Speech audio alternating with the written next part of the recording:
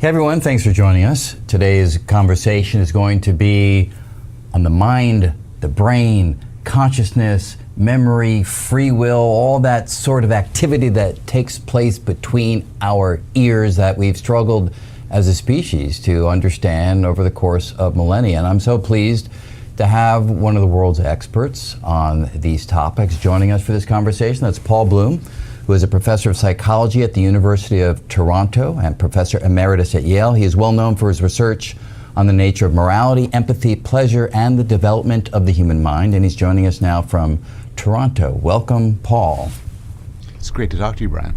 Great to talk to you, too. And the funny thing is, whereas just before this conversation, we were noting that we haven't really interacted in a very, very long time, it feels to me like I see you every semester, and the reason for that is I teach a course at Columbia called Origins and Meaning, and I use some clips from the World Science Festival of a program that you were in, and so I hear from you almost every semester, you know, in that context. So it's very nice to see you. A younger version than me, thicker hair. Actually, no, you more actually vibrant. You look exactly the same. So unchanged. absolutely. You too, man. Well, thank you. By lies we flattered be, I guess is what Shakespeare said. But in my case, I'm telling you the truth.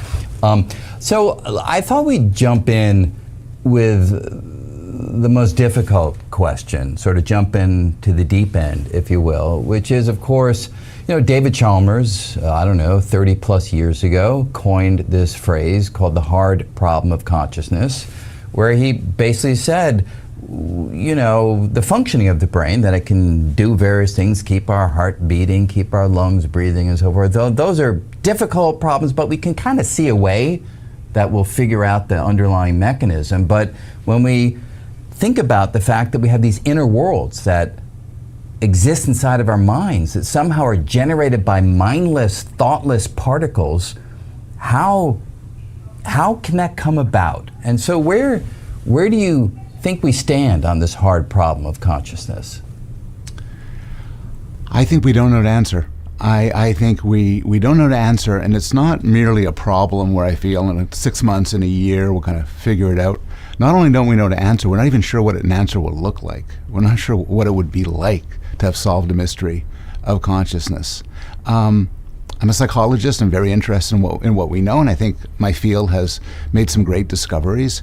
But I also think we should be humble. And I don't think consciousness is in the end going to be a sort of spiritual, ghostly thing that goes beyond the realm of science.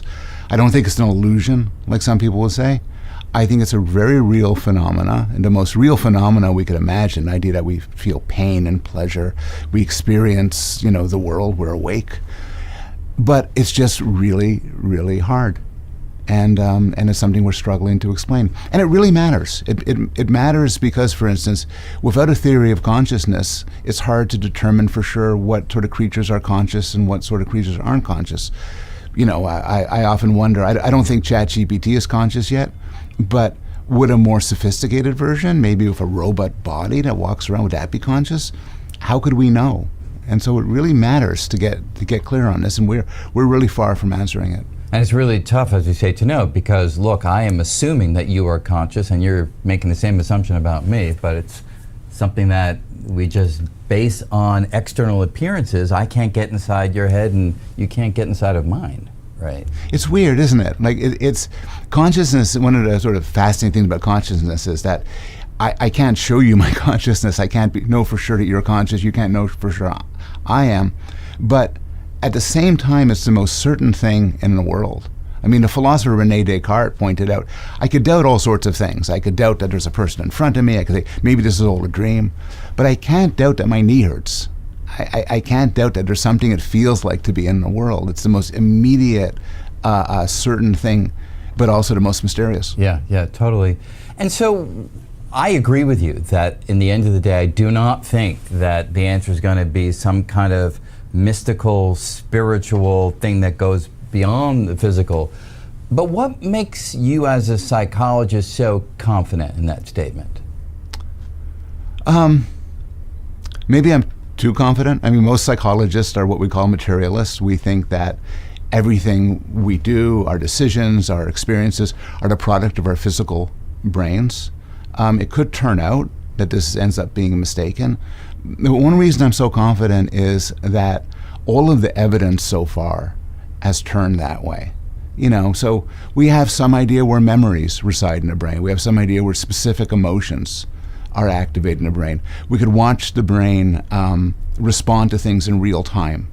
We could put you in a scanner and ask you to sort of have a sexual fantasy or think about music or try to navigate the way around New York City.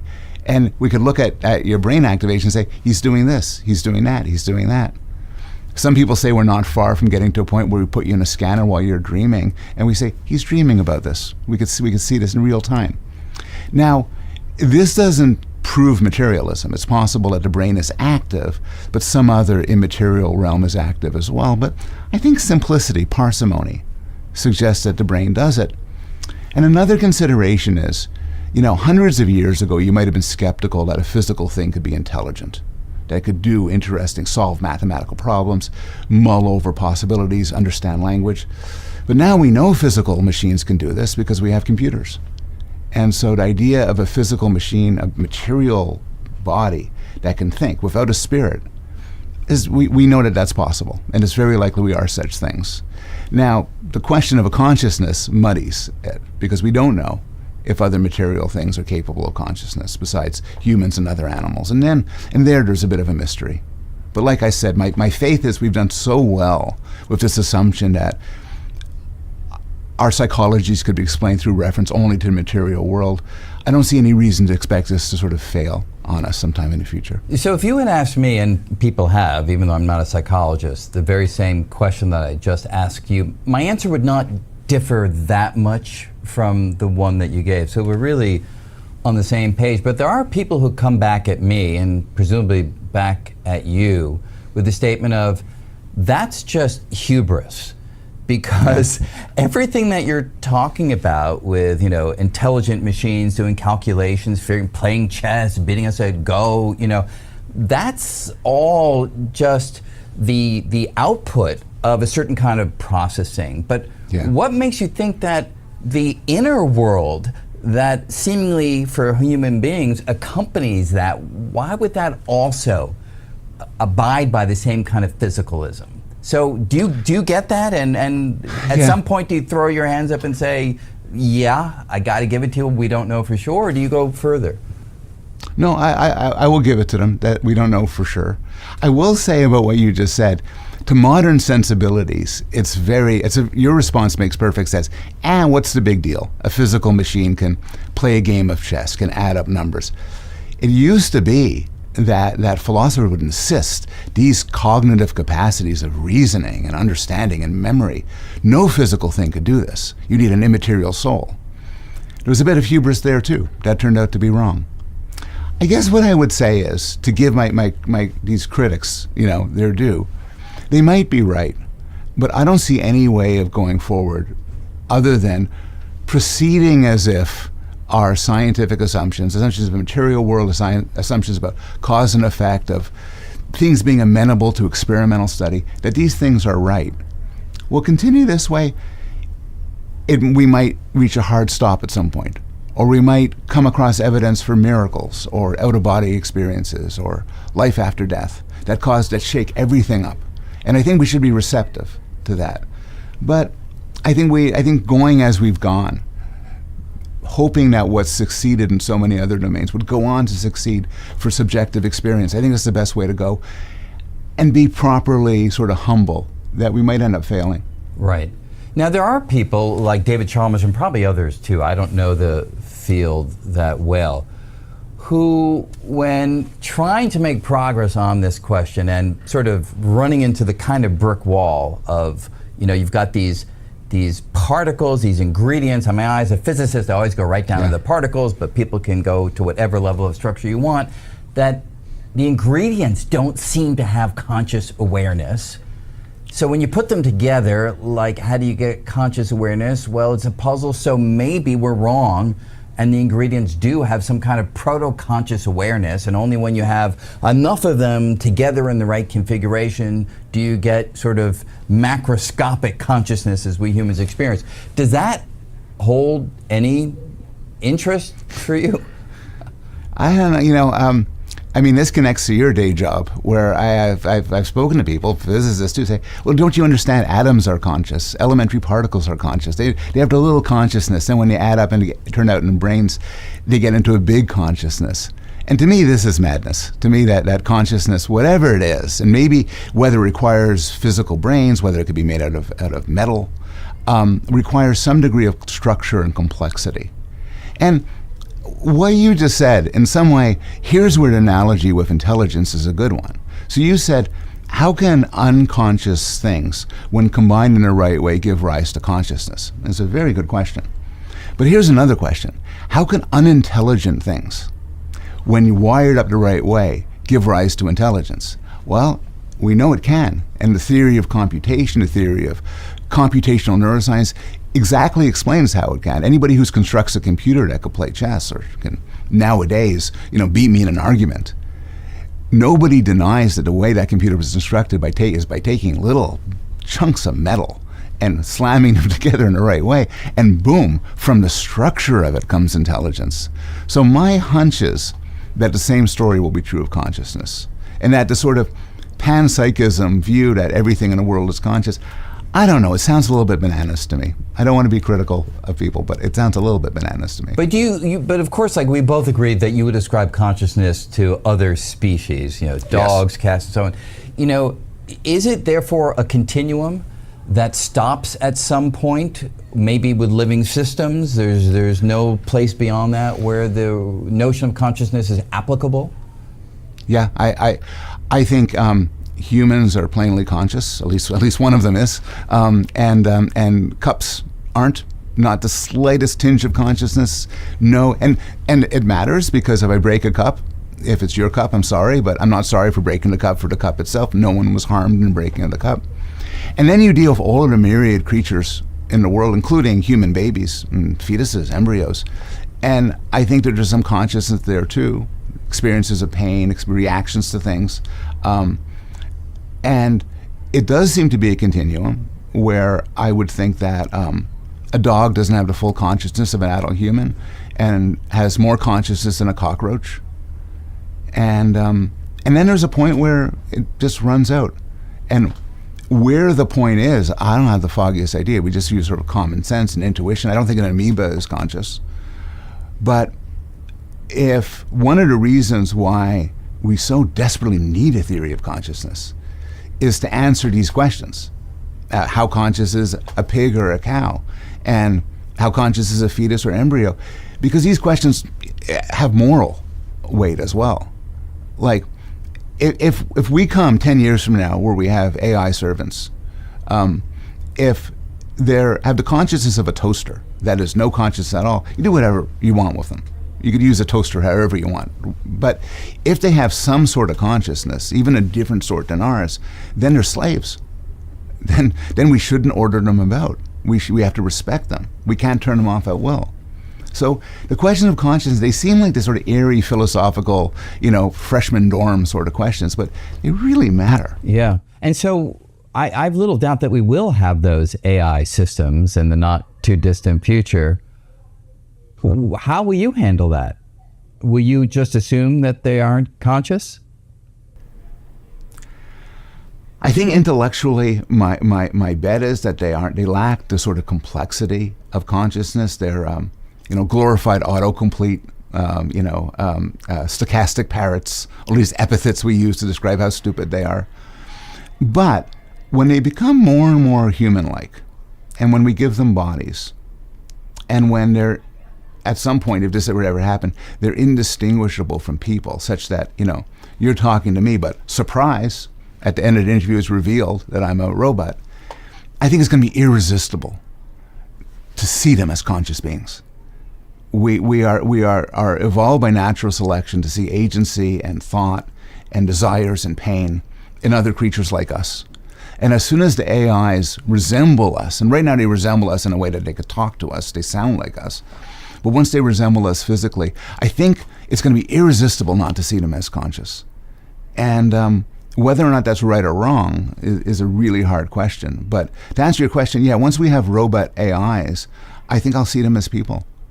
And then there's going to be a shift. You could imagine, you get fanciful, 30 years from now, there could be this huge social schism between people saying, free the AIs, they're like slaves, and other people say, oh my God, they're just machines. And one problem is, I don't know how we decide who's right in this sort of argument. Right. So, but this points to this issue of substrate dependence, I guess is what people often describe it. You know, do you need a gloppy, gray, crenellated structure called the brain of whatever variety it might be, human or otherwise, in order to support consciousness? Or if you have the right connections and the right information processing, does it not matter? So where do you come down on that? I come down to that I don't know, that I tend to be a gloppy brain guy. I think that some sort of physical structure is necessary. I find it unbelievable, this is not an argument, this is an expression of intuition, that there's anything you do to my MacBook Pro that would make it conscious, that would make breaking it an act of murder. And by the way, this question doesn't just pertain to AIs.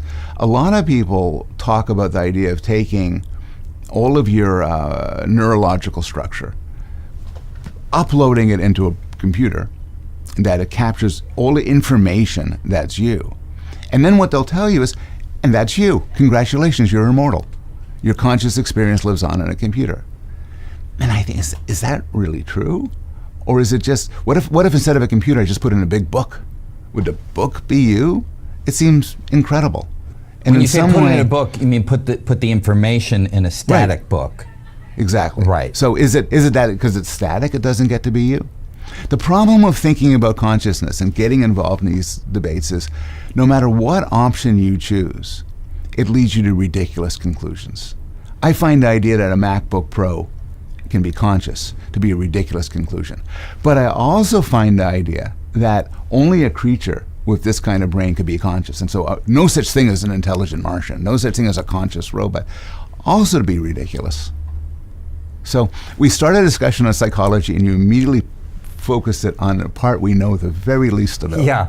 So I'm about to move. I thank you. Big thanks. Well, I'm about to move on from there, but I just want to ask one other question along these lines, because we were talking about the continuum of consciousness. Yeah. So do you put humans at the far end of that, or not? Oh, yeah, I do. I do, based on I think that the level and depth and scope of human experience far extends beyond any other creature. I mean, like, look who's talking. It could just be an expression of bias, but we have all of these cultural scaffolding and language and everything. My conscience is not limited to my everyday experience.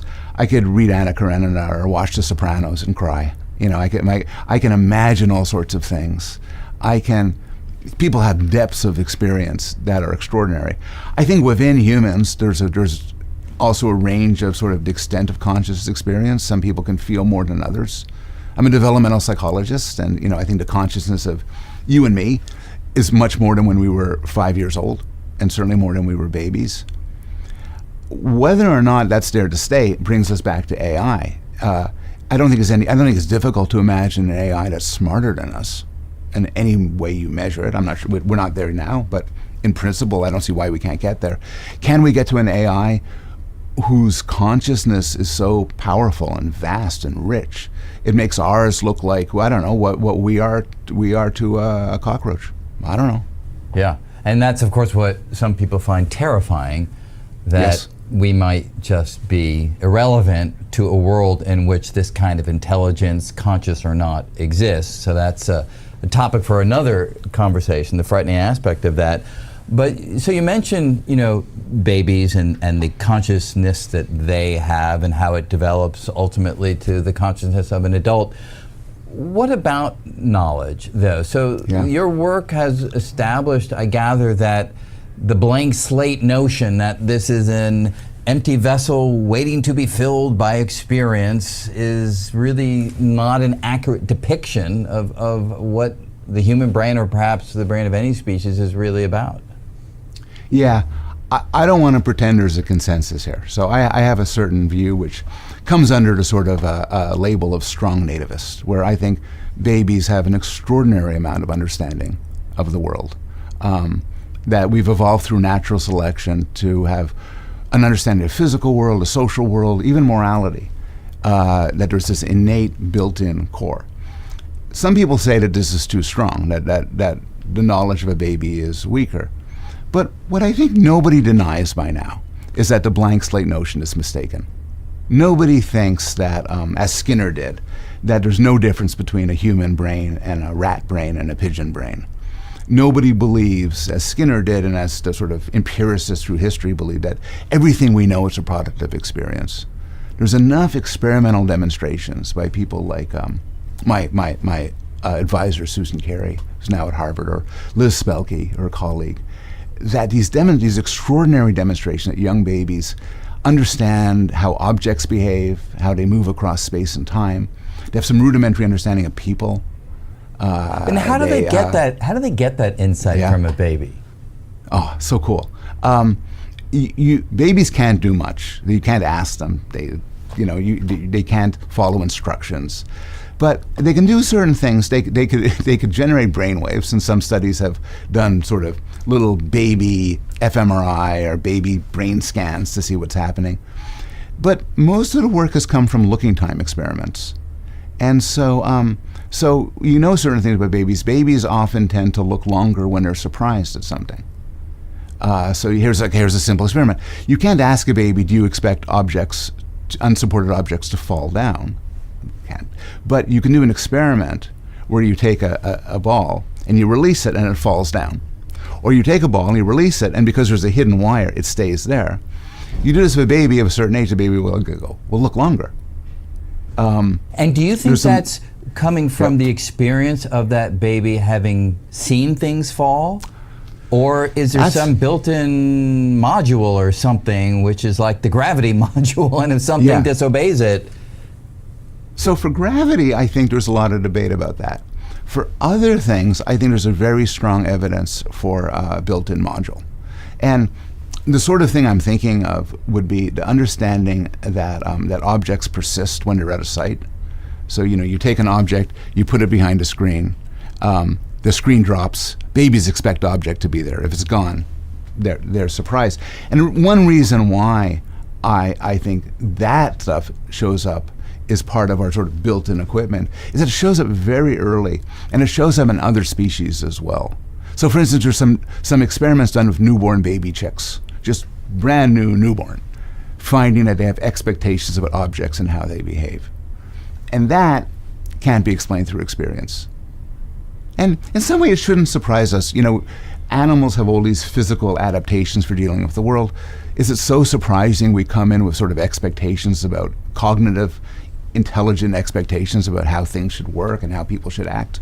It seems to make sense to me. So you think that there's structure in the brain of either the chicks or humans that encodes in its operating system certain qualities of the external world, and these are passed down through the generations so that they're all going to be surprised if an object is released and it doesn't fall, for example? Yeah, I think that the story of a lot of these capacities comes from natural selection, which is that members of our species and other species who came in with a built-in expectation of how the world works are quicker to acquire information about the world and end up being better at the game of survival and reproduction than those who don't.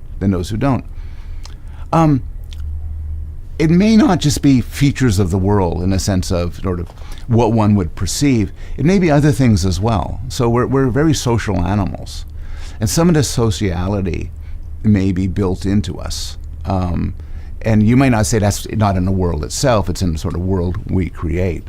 So I've been involved in research that was led by Kylie Hamlin, who's now a professor at University of British Columbia, where we did a series of studies where we show babies these one-act plays. And in one of them, a character's trying to get up the hill, one character comes in gently, helps it up, and another character bangs it down. And then we put in front of the baby the good guy and the bad guy. the one who helped and the one who hindered it. And as young as we could test them, and this is with reaching, not looking, they prefer the good guy over the bad guy. And in other studies, they sort of prefer in all sorts of ways those who are kind versus those who are unkind. My colleague... Are you telling me that from a get-go we're kind of a good species? Well, from the get-go, we are a species that has a moral nature. I think that there's a lot of evidence for goodness in it, that some of our adaptations, we have adaptations for compassion, for kindness. These show up spontaneously in development. They show up in a lab, but they show up in the real world. There's already studies showing that toddlers will help others unprompted, that they'll burst into tears at the sadness of others. And of course, in every society we grow to have a moral code, which differs from society to society, but also has certain commonalities. Are we a good species? I mean, side by side with our goodness comes all sorts of other motivations, particularly self-interest. There's always studies showing that say, toddlers know that the proper way to divide two candies is one for you and one for me. And they prefer if someone else divides them, one for you, one for me, that's a good thing. But you put the candies in front of the kid will snarf them both down. And, and in a million ways, you and I do the same. Right. So, for instance, there's studies with children as well as for adults saying that that we recognize unfairness, even if the unfairness benefits us. But we complain about unfairness that hurts us the most. When unfairness benefits us, we're often silent. And so, from a standpoint of evolution by natural selection, the naive way of thinking about it would be, we're gonna have built-in desires to do those things that are gonna benefit us the most, give us a leg up in this battle for survival. So when we do things that are, altruistic or compassionate, in the end, would one view that as self-serving because it puts us into a group that allows us to survive better than we would if we were off by ourselves in the wilderness, so it's ultimately for our greater good? It's a good question, and I think to get a grip on it, you got to make a distinction between what psychologists call ultimate explanations, like why is something there, versus proximate explanations, which is in the here and now, why do we do it? And here's an example of altruism. People tend to love their children. People tend to love their babies. They take care of their babies. They don't eat their babies. They feed their babies and so on. And so you may say, well, why do they do it? And then somebody could say, well, it's selfish. Animals that help their babies, plainly, are more likely to reproduce than animals that eat their babies. So eating your baby is a dead end, helping your baby is a plus. Natural selection says, help your baby, take care of your baby. I think that's true. I think that's why we take care of our babies. But from a psychological standpoint, it's not selfish at all. What natural selection has given us as a way to achieve this goal is it's made us love our babies. And the love is no less real by the fact that it's the product of natural selection, any more than it's no less real by the fact it's a product of our physical brains. And I think this is true for morality in general. So an evolutionary biologist could give, I think, a good story for why we're predisposed to be grateful when somebody is kind to us, why we are resentful and angry when somebody cheats us, why we help our friends and help our family, maybe more so than we help strangers, and give these evolutionary explanations. But none of this precludes the fact that when we actually do it in the real world, we're not thinking about reproduction or our genes or whatever. We really love our kids. We love our friends.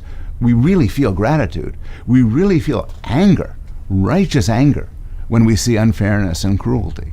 And so I think a sort of natural selection explanation for how these capacities emerge could exist side by side with the sort of common sense theory that nobody loves their kids because they feel this is a great way to get their genes spread through the environment. We love them because they're our kids. Right. And so as we look across the world's cultures, I presume there have been studies of babies and other phenomenon that we've brushed up against here. Are there significant differences that one can see at the level of a baby in different cultures, or that's pretty universal? When you test the youngest of babies, you tend to find that babies all over the world behave the same way. But later on, humans start to diverge. Cultures have very different practices in how they treat babies. Some cultures, like my culture, puts the baby in a crib, maybe in his own room. Other cultures, the majority of cultures, carry their babies with them. There's these differences, and these differences leave a mark. And one of the big debates in my field is when you start looking at children and then adults, how pervasive are cross-cultural differences? How deep, on the flip side of this, is how deep are universals? And psychology has had a series of revolutions recently in how we study things. And one of the revolutions is over exactly what you're talking about, which is the accusation is that we have been studying up to now so-called weird populations, which are Western educated, industrialized, rich democracies. So, there's all these examples, I'm going to make up the numbers, but an undergraduate, a psychological study is more likely, it's like 1,000 times more likely to test an undergraduate in an American university than a resident of Africa. We study the people around us. Right. And psychology is working very hard to wean itself away from that habit and study people from all around the world. That places where kids don't go through formal education, where they're not democracies, that they're not industrialized. And you do find all sorts of differences. My feeling is, and this is again my own bias, that when you look closely, you find many more similarities. So moralities differ from society to society in obvious ways. In some societies, it is immoral to forbid women to work because they're women. In other societies, the idea of women working is grotesque. This is a horrible thing. You get these plain differences. But I think in every society, we feel grateful to those who help us. We feel guilty if somebody helps and we can't reciprocate. We feel angry when we're screwed. We love our children. We seek vengeance against those who harm us and those who love. A long list of moral universals that are pre-wired. Yeah. And so along the lines of the innate qualities, if I can just go back to physics for a moment, just because it has a particular interest for me and the rest of our core audience here, would you say that we have innate knowledge of certain qualities of the physical world, or a kind of a primed predilection for quickly understanding and absorbing qualities of the external world? It's a good question because people have struggled to sort of articulate what the difference is. So if is there a big difference between a baby who is predisposed to think of the world as containing material objects that influence each other by contact versus this knowledge is sort of triggered by the experience of seeing things, but babies are biased to treat these interactions one way or another. And it gets technical. It really gets in the weeds. I think I'm willing to sort of buy onto a sort of hardcore view that would make Plato happy, which is that the idea is that babies are in some sense little physicists. They're not in a sense of that you are, but in a sense of they really have beliefs and a knowledge of how the physical world works. One that is obviously limited, and for all of these, it's actually fascinating to see what babies know and what they don't know. So for the physical world, for instance, they seem to understand a lot about physical objects. They're very confused about substances. Substances, like, there's head scratchers for babies, and they get confused very easy about substances. What do you mean by substances here? Like water and sand. And they get confused. For number, for instance, babies are great for 1, 2, and 3. They know 1 + 1 = 2. They know 3 - 2 = 1 and everything. But they get really confused by 0. And they get really confused by the higher numbers. But that's interesting because 0 was introduced much later on, right? In some way, if you want to know, if you want to know what requires learning, the history of science is actually a good clue. So negative numbers were just a huge accomplishment very late. And similarly, for a child, negative numbers are really tough and come in very late. What comes in early are the natural numbers like 1, 2, and 3. And no surprise, that comes in early in human history as well. Right. And so this gives rise to either innate knowledge or intuitive knowledge. I've heard the phrase intuitive physics that sometimes psychologists use. So, but generally speaking, how good is our intuitive grasp of the world? I mean, I gather, and do correct me if I'm wrong, I would think of intuition as a shortcut, so that when we encounter problems in the world, we can navigate them more quickly than we would if we actually sat down and deliberated, in everything that coming at us. We would never do anything if it required that kind of processing. So in that sense, intuition is really valuable, but I presume it can also be grossly misleading as well. Absolutely. So how good are we? We're very good we're very good for the tests we've evolved to pass. Dealing in a world with middle-sized objects and animals of a certain size and people that work in a certain way. But of course, all of these intuitions fall apart. For instance, in the physical world, when we're dealing with the very big and the very small. Right. And physics, the history of physics has been, telling us, your common sense is fine for, not running into a tree. It is very poor when trying to understand the movement of heavenly bodies and how and the structure of an atomic structure and so on. And so in some ways science builds on this intuitive system, but also supersedes it. That often says common sense is just wrong. And this is true in every domain. It is true in the physical domain. It's true in the mathematical domain. Apparently, the number of natural numbers is the same as the number of even numbers, because that's how infinity works. Who knew? Right. This doesn't sit well with us. Right. No, it's totally counterintuitive, some of these qualities.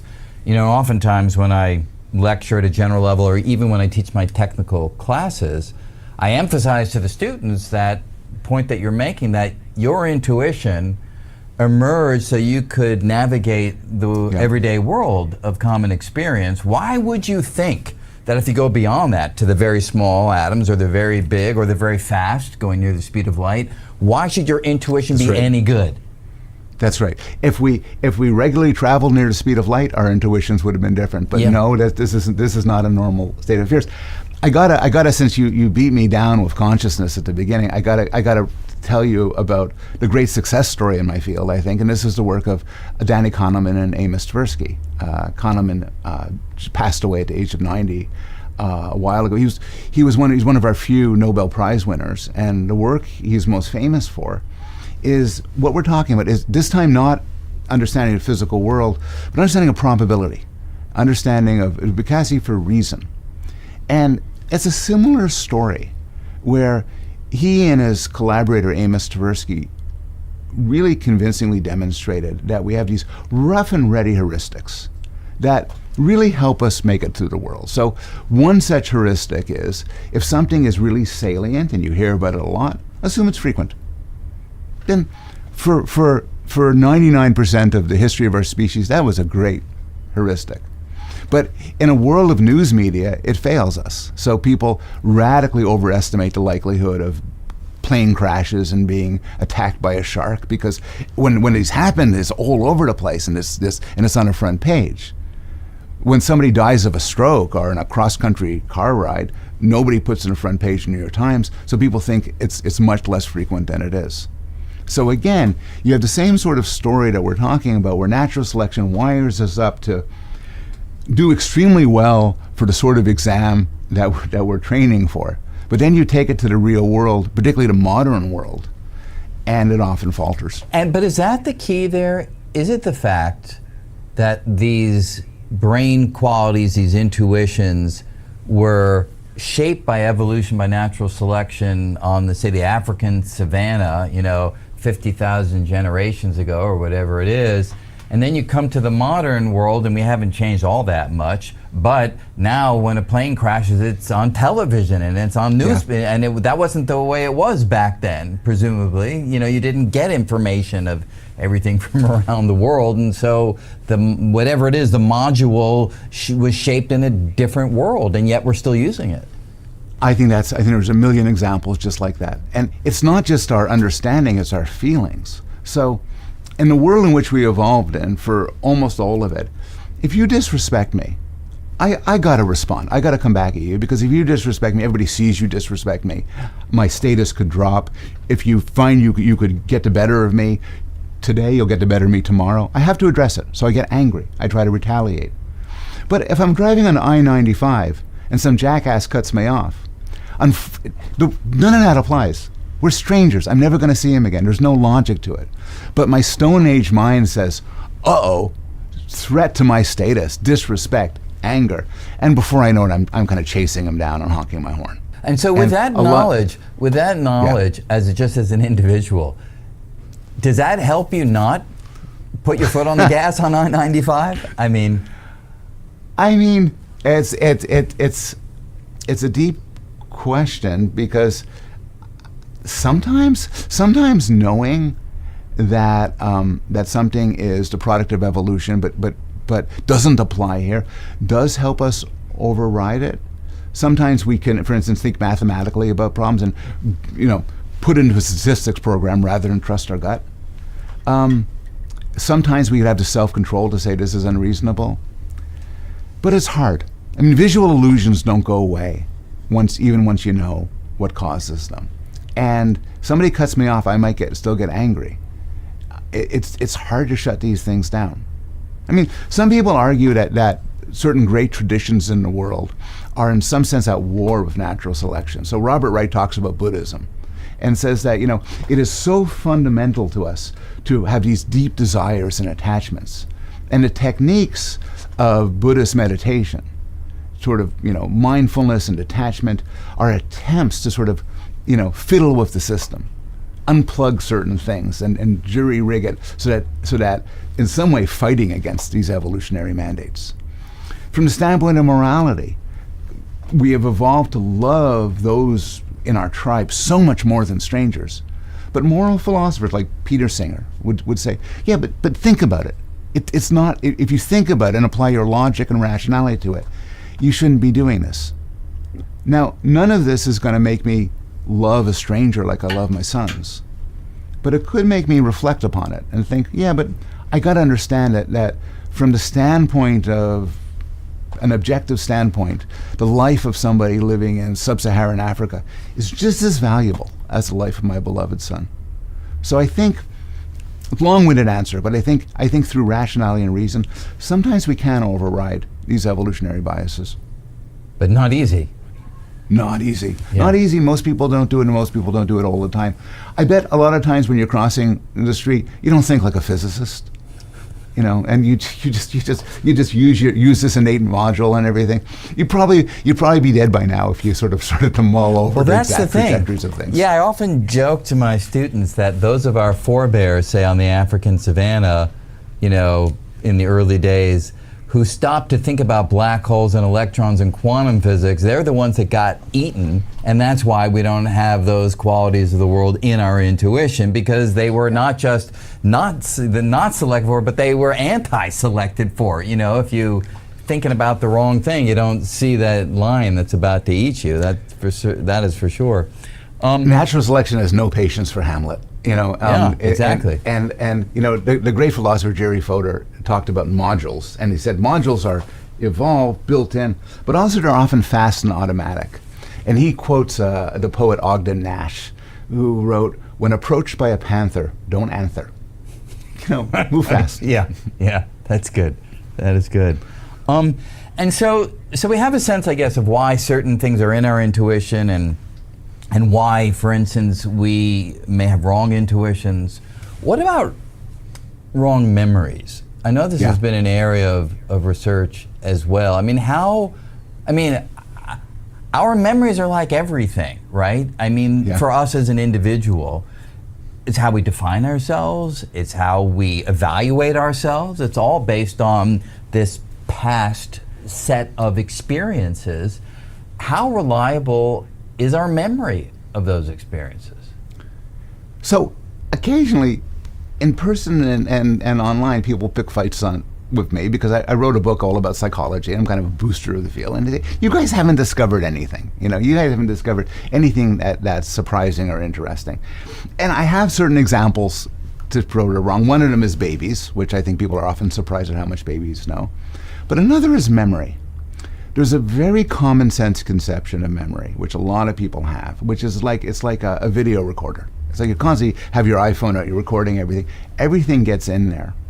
And sometimes you can't remember it, you can't find it, but in those cases we'd use a hypnotist, or you could really try and it'll come back. And one of the findings of psychology is that's tremendously wrong. It is, and that memory is limited, it is flawed, and it is to a tremendous extent reconstructive.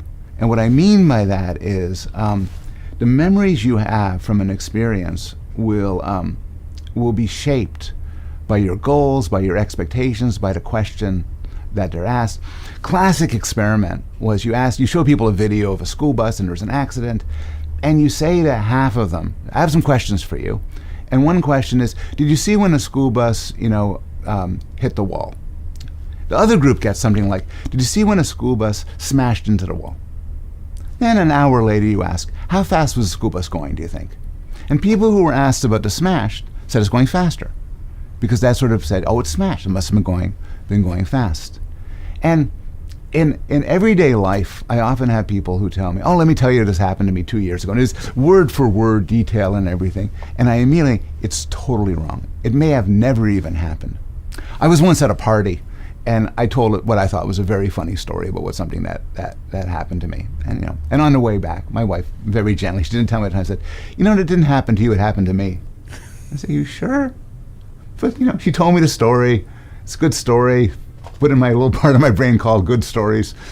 Put myself in there. And that stuff is so common. Wow. And so the school bus is an interesting example. Are there other psychological studies that have really demonstrated the fallibility of Yeah, there's some lovely work done by Elizabeth Loftus, who's kind of the champion of this sort of stuff, where she successfully implanted false memories into people.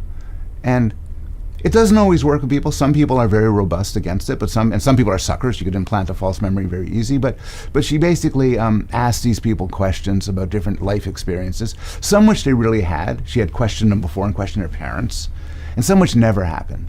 So, a story of when you were a kid, you went to a wedding, and you knocked over the wedding cake, and it was a big to-do, and you burst into tears and everything. And she just asked people questions about this over the course of time.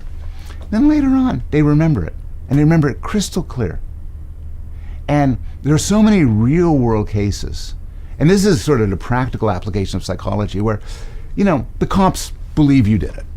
They're not messing around. They believe you did it, and you're sort of reluctant, but you get interrogated for many, many hours, and they have the evidence, and they badger you, and they push you, and they say, we know you did it. And some people confess. Now, the less interesting case are when they confess because they're terrified or they're pressured or threatened. But in a not small set of cases, people confess because they believe they did it. The questioning has instilled in them this memory where they did, and they believe they did it. And later on, like some video evidence comes out, we're 100% sure they didn't do it. Wow. There are cases of people who have written books or told these written detailed articles about traumatic events that happened to them in a war, for instance, 10 years ago, 20 years ago. Well, like Hillary. And then people look at you. Hillary right? had. So there was a case where Hillary Clinton describes, I forget where it was, but she came out of a helicopter at some place, and there was heavy firing at her, and they had to duck for cover. And then video comes out, and there it is, a nice sunny day, and none of this is happening. And people at the time, I remember Christopher Hitchens said, what a liar, what a psychopathic liar she is to lie about these things. And my thought is, that's how memory works, man. We reconstruct all the time. And the thing about it is, it's not merely that these memories are false, but unfortunately, the falsity, the fuzziness of it, doesn't lead us to doubt them. We are totally sure this thing happened to us, and this has real world consequences. It has legal consequences. It has consequences for eyewitness testimony. It has consequences for therapy, where there were a lot of cases where people were enthusiastic therapists who are eager to sort of figure out what hidden trauma a person has had, end up instilling a memory into them, sometimes through hypnosis, sometimes through other means.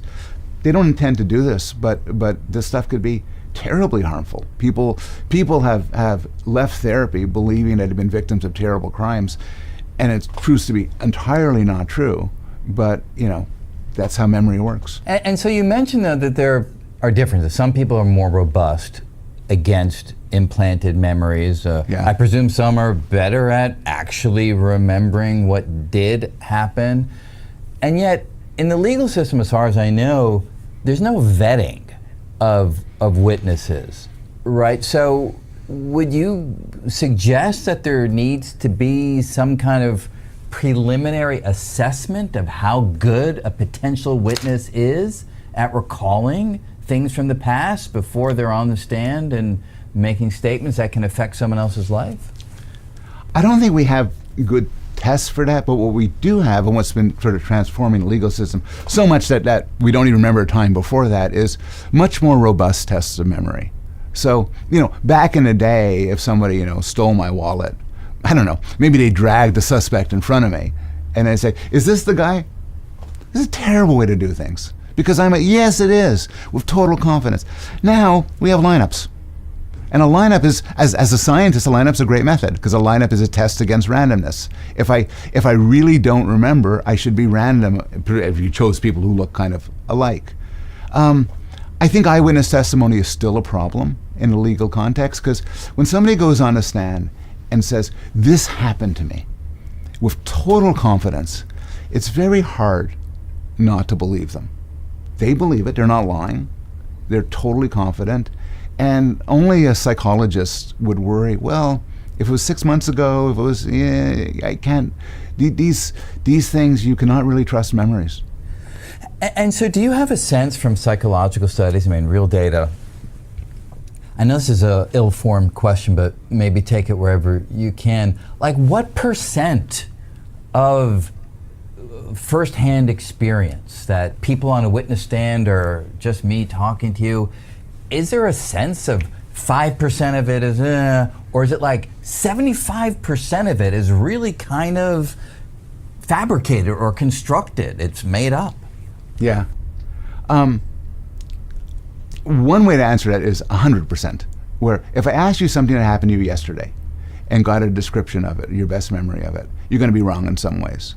But that's not what you're asking. You're asking kind of how wrong. And I don't know. I mean, in some way, this is not an extremely bizarrely skeptical thing. On the way here for lunch, I stopped and I had a bagel at a place down Spadina on the way here. Now, honestly, if you said, I don't believe you, memory's infallible, it was 3 hours ago. I had a bagel, I swear to God, I have a receipt. So I'm not saying, What was on the bagel? It was smoked salmon. Oh, good. Or was it roast beef? I don't know. Oh. Sesame, or right. Whole wheat. On the other hand, if you said, I don't know, you asked me something for 5 years ago. In your honeymoon, what did you do the first, what restaurant you go to? Then I'd say extremely unreliable. And then you might imagine, by the way, that for highly salient events like 9/11, where were you at 9/11? We would ask each other. Memories would be more accurate because they're salient. But here's a problem. You no longer remember where you were when the towers were attacked. But you do remember the many stories, times you were asked and many times you said. And your conversations about it have been distorted. Your memories has been distorted by your talking about it. Right. And Now so that for one's very salient events. But that's an interesting one, because for me, I was on an airplane, during 9/11, sitting on the runway, and I could see the towers from Kennedy bursting into flames. Yeah. I think that's really what happened. Yeah. But I slightly have wondered over the years, have I exaggerated it? It's quite a memory, isn't it? It's quite a cinematic memory. Yeah, I mean, because I don't have any reason to tell you, but that's a really good story. Because the towers are far away. Even when you're sitting at Kennedy on the runway, there aren't buildings in the way because they're so tall. The towers were. But then I say to myself, in my mind, it's like the towering inferno, like close up, and I said that can't be true. Yeah. I was miles away, and yet it feels so real. And so it's sort of true. It's just been augmented. You know, sense-around or something has been added to it. That's right. That's right. Maybe so. Yeah, I assume you probably were on a plane. Yeah, I'm sure about. But details were put in. Maybe a conversation where you had the person next to you was put in. Maybe of all the stories you heard about some other people, maybe some of them were on a plane, and you took that and put that into your story. And that's how memory works. And it's a sense of human fallibility. I know some people think that there's sort of an adaptive cleverness to this fuzziness of memory. I don't know. It might just be that brains are made of meat and they're physical things and they decay, and we remember things not for their own sake. In a modern world, we remember things because it's important to recount our histories. But in the system we evolved, memories are just relevant only to the extent that they dictate future action. So the details almost never matter. Right. At all. But it's the fallibility is not the problem. It's our confidence in them, which is the problem, and leads to all sorts of tragedies. Wow. Yeah. Sure. I gotta say, like, probably 2 years from now, 10 years from now, I'll be asked about 9/11. I'll say, I was on a plane, man. I saw it from a distance. There you go. And so, you know, when we recognize that memories are, in some sense, created, do you see a kind of pattern in the way they're created or modified? Like if someone has a very, upbeat personality, do they tend to sort of add things that have that quality, where someone who's a little bit of a downer tends to make things darker and more depressing in retrospect? Is there that kind of a bias that works its way in? You're in the wrong field. That'd be a great study. I don't know if there's where. I think what you find is memories are shaped by things. We know memories are shaped by things that we all share. So one of these things is expectations. So classic study, you can do this in an intro psych class, where you tell people a story about somebody who goes to a restaurant, and you say, this happened, this happened, this happened, this happened. And then you say later, so tell me everything I told you. And what people, and you never put in the story that they paid the bill. Most people say, oh yeah, and you said they paid the bill, because that's a natural thing to put in, so you put it in. It should have been there. Also, though, and this connects more to what you're saying, certain things, memory's often very self-serving. If you have ever had an argument with your partner about something which is a dispute, you will often find your memories, and you're not lying. Your memories really have you as the reasonable, calm person who did the appropriate thing, and your partner is the one who got angry at you for no reason at all. Weirdly enough, your partner may have a flipped memory where you are the villain and your partner is the good person. So memories are often self-serving in that way. Right. And so when it comes to the age-old debate, if you will, about, we've been talking about the things that are inbuilt in some sense. And of course, there's the influence, which influences our memories from the external environment, the old nature versus nurture, which I guess now we'd call sort of genetics versus environmental influence. Where have we gained insight into that issue? I mean, do we have a sense of the degree to which we are genetically determined versus shaped by experience? We do. I mean, the question can be asked in two ways. One way is regarding things that are universal. So to what extent, as we all develop our capacity for reason and language, is our growth driven by our genes and by our environment? But I think people are most interested in this question about differences. Some of us are smarter than others. Some of us are more extroverted. you have gifts in physics, which I don't have any. My mathematical and spatial abilities are fairly low. I'm not gifted in that way. I don't like cheese. Most people I know like cheese. I just hate it. And all of these million all cheeses. differences. Every cheese. Even cream cheese. Hate it. Really? Hate it. Mozzarella on pizza is an exception. Wow. You have got me there. You talk about it. We go for hours on this one. Right. And I'm not lactose intolerant, by the way. But, my wife doesn't like spicy foods. I love them. That sort of thing. A million differences that make life interesting. And we know a few things about this. One thing is we know that the genes play a big effect. That if your parents have a big effect on you, but mostly in the moment of conception. And that if I could get data on your biological mother and your biological father, I could predict a lot about you. I could, some of those obvious things, like how tall you are, right, how heavy you'll be. Not 100%. Sometimes short parents have a tall kid, but roughly. But also how well you score on IQ tests, how whether or not you have a prison record, your likelihood of getting divorced. Yeah, there's reasonable predictive power. You're saying that's one thing. When you say that, are you saying about my biological parents just their genetic makeup, or you need their whole life history? Even if they had. You could do it through life history, or you could have them, spit into a cup and do a genetic analysis and get some predictive power that way. Even predictive power on divorce? That is. Yes. Really. So divorce is heritable. Wow. Meaning that you could predict to some extent, based on genetic factors only, whether somebody will get divorced. Eric Turkheimer has the sort of 3 laws of behavioral genetics, and the first law is every psychological trait is heritable. Sometimes only to a small amount, but every psychological trait is heritable. And the thing about your biological parents is, even if you had never met them, even if they had, shipped you off to an orphanage the moment you were born. At the same time, though, another finding is almost nothing is entirely genetic.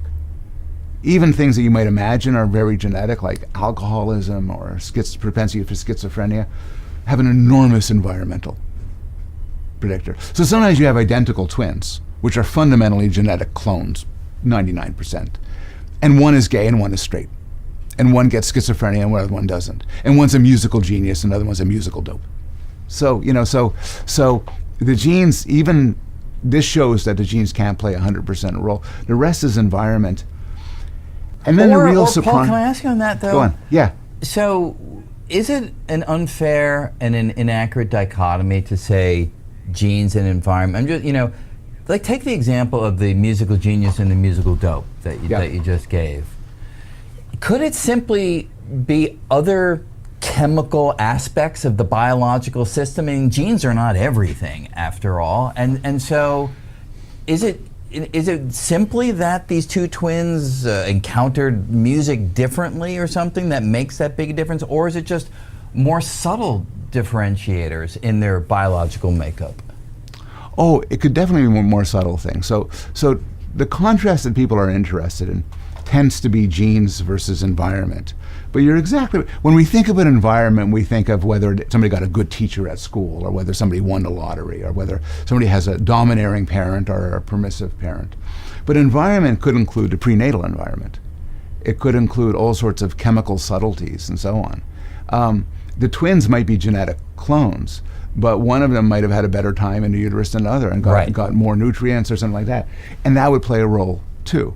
And this is not a sort of abstract philosophical point. A lot of people would argue that say propensity for diseases later in life might have to do with what happens to the mother when she's pregnant. So women who are pregnant during famines, or during war sometimes, will have children who later on are more susceptible to certain diseases, including psychological diseases.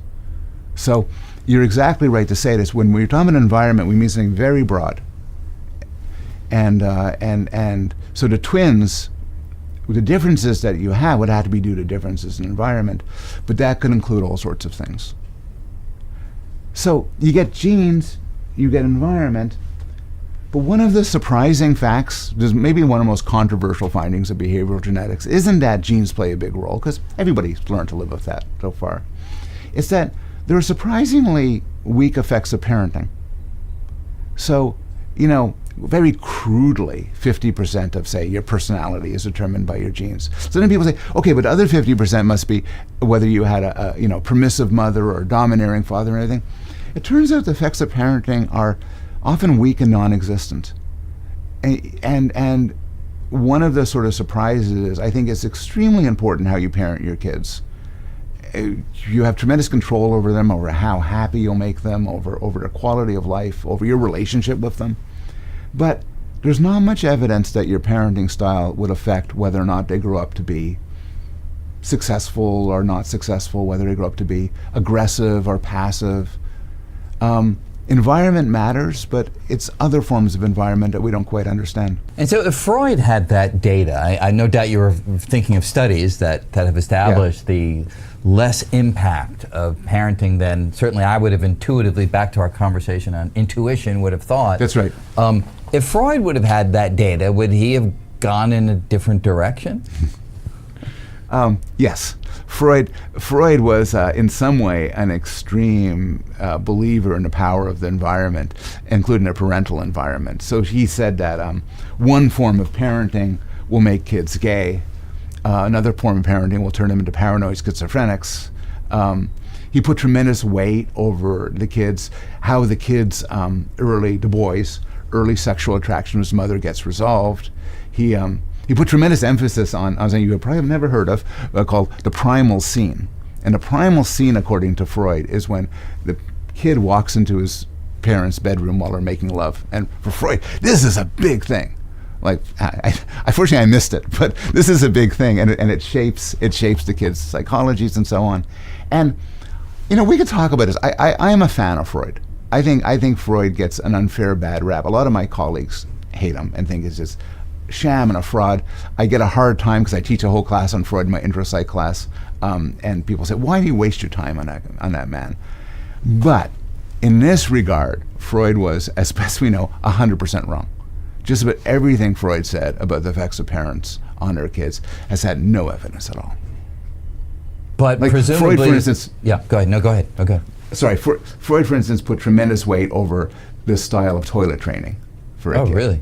Because that would affect the kids getting out of the anal stage, and then basically bad toilet training leads to an obsessive stinginess, on analogy with keeping your feces inside your body, or an outward personality, and he had these very fanciful theories with no data, and not surprisingly, none of them seem to have turned out. Right, but your respect presumably just comes from someone who was willing to take on these questions and recognize that there's a lot of complex stuff happening inside of our heads. Is that sort of? It's two things. First thing, it's hard not to respect the man himself, who was at extraordinary energy and a real brilliance. These astonishing gifts throughout his life. He was nominated for the Nobel Prize, not for medicine, which is where he would want it, but for literature. Yeah. Because of the force of his writing, which still, you read Civilization and it's discontent, and it's just a brilliant book. But my real respect for Freud is that Freud gave us this. He was not the first to think of this, but he was the first to take it and run with it. And this is the idea of the dynamic unconscious. And this is the idea where that we might think we know why we do what we do. We might think like, oh, I'm marrying this person because she's so kind to me, she's so beautiful. I hate this guy because, he's a jerk, and so on. I decided to become a psychologist because of such and so, such and so. And Freud's insight is, we often don't know why we do these things. We could be totally wrong. And I think this is true. I think so much of modern psychology respects the idea of the unconscious. Even political psychology. So I have a lot of colleagues who are very interested in why some people voted for Trump and other people voted for Harris.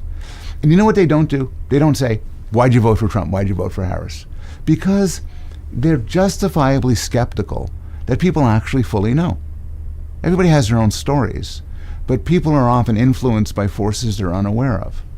And I think that's a real powerful insight about humanity, and it's something we largely owe to Freud. Yeah. And along those lines, though, I mean, when you try to think about the hidden forces that cause people to think X, believe Y, do Z, right? I mean, one of the questions, of course, that comes up is why do people believe things that are manifestly false? Right? You know, why do people believe in conspiracy theories? Now, the only thing that I've ever seen that seemed to make any sense to me, and it's how I think about things, so disabuse me if I'm completely wrong. Okay. It's just, if you're part of a group and you want to maintain your affiliation with that group, and that group has this perspective on the world, that trumps no pun intended, that wins over everything, right? I mean, so of course you're going to believe the going version of reality because you don't want to be excluded from membership in this particular social group. Yeah, I think that's exactly right. I think that, we talked about cognitive biases before, like the work of Kahneman and Tversky. And one of the biases we possess that's the strongest is sometimes called the my side bias, which is a bias to interpret the world through the prejudices and interests of your group and yourself. And one way to sort of elaborate on what you said is ask the question, why do we have beliefs at all? And well, one answer we have beliefs is because they help us navigate the sort of physical world. I believe that there's, soda in the fridge, so when I'm thirsty, I'll go to the fridge and get it, and it's all useful and everything. But another reason why we have beliefs is that we're social animals and we want to coordinate with other people. So, take a belief a while ago that Barack Obama was actually born in Kenya and was not an American citizen. He didn't have conspiracy theory, didn't have much evidence for it. But if you were in a community where everybody believed that, it's actually really important for you to believe it too. It's very advantageous. If you didn't believe it, nobody would like you, and you wouldn't do well. And that's the sort of argument. I'm a liberal professor in Canada, so I'm giving you an argument that favors my side. But there's a million cases where liberal people have views. Say, over in COVID, a lot of liberal people had views that were manifestly mistaken and proven to be mistaken later on. But they had these views not because they were true, but because it was part of their political alliance, their political belief system. And who am I to say that they were mistaken? They were factually mistaken, but these beliefs were important for their reputation, for their social status, and so on. And so I tend to be sort of, in some way, a functionalist when it comes to these things, but just show me a conspiracy theory that somebody has. And I think the first question we should ask isn't, oh, how could they be so deranged as to believe that, but is that, what function does this fulfill? I think that is so important. Yeah. So important because there are so many examples where it feels like the response of the educated has been to say, we just need to get the information out there. We need to get, and my view is, yeah, good, get the information out there, fine. But that is not the cause. It is not as though people are looking at information, they're missing something, and that's why they're holding this belief. They're holding this belief for deeply important but radically different reasons. Yeah, and again, it's really easy to see this in other people. You say, oh my God, they're so groupie and they're not latched on to the truth. But we can see this within our own tribe as well. Just to take a recent example, I was probably one of the many people who was insisting that Joe Biden, up until that disastrous debate with Trump, was, oh, he's fully on full capacity, he's a brilliant man and everything. Only a rabid conspiracy theorist would say that there's something wrong with him cognitively. Did I say this because all the evidence was on my side? No, I said this because I'm a member of a tribe. Yeah. And this is and for the most part, we default to the views of our tribe. And then sometimes they turn out to be disastrously wrong. Now, we should understand this. I think it's a terrible cognitive habit to get into. I think in some sense, it's a sort of cognitive tragedy of the commons. So the tragedy of the commons is the economist's idea that there are situations where it's in everybody's individual interest to do something.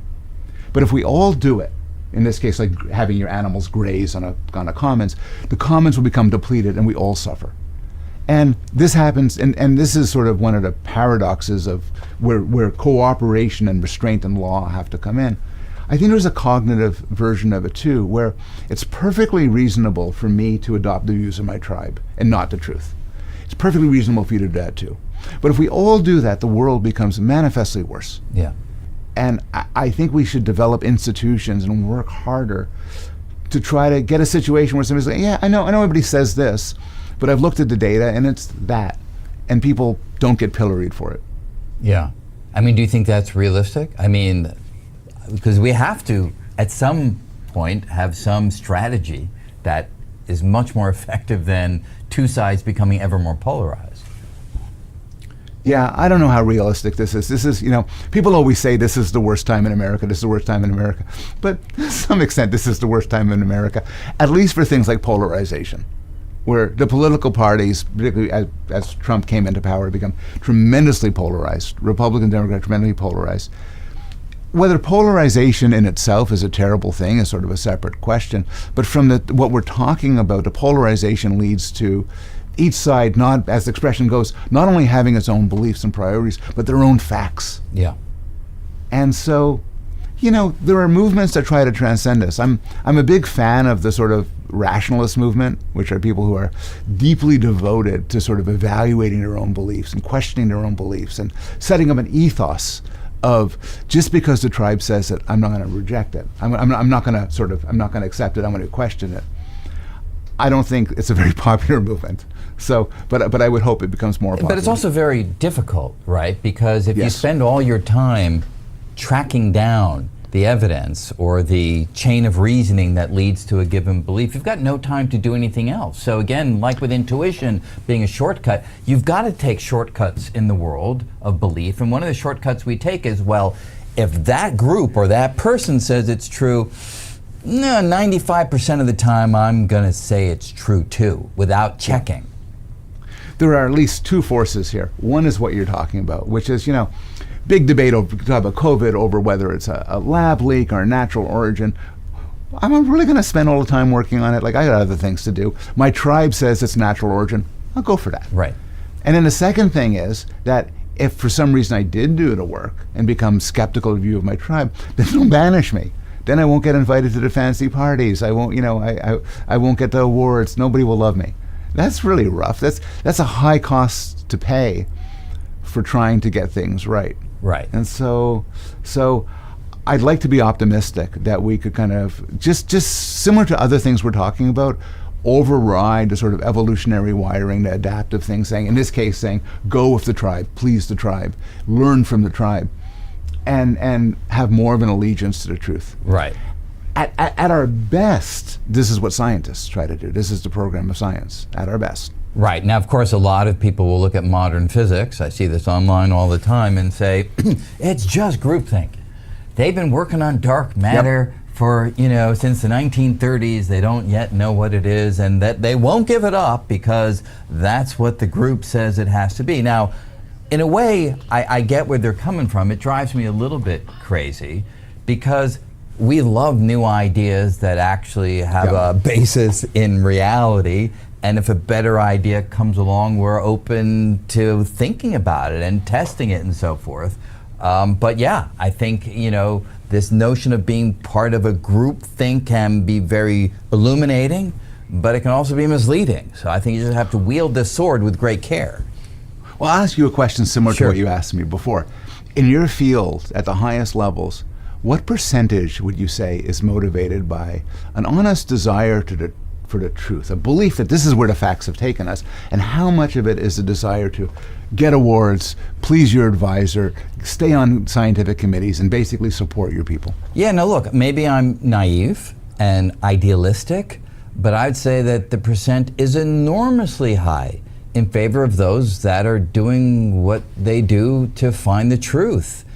The physicists that I spend time with, sure, who wouldn't mind getting a Nobel Prize or the Breakthrough Prize? Yeah, but I never have been in a conversation where there was ever a hint of a possibility that that's why somebody was doing what they were doing.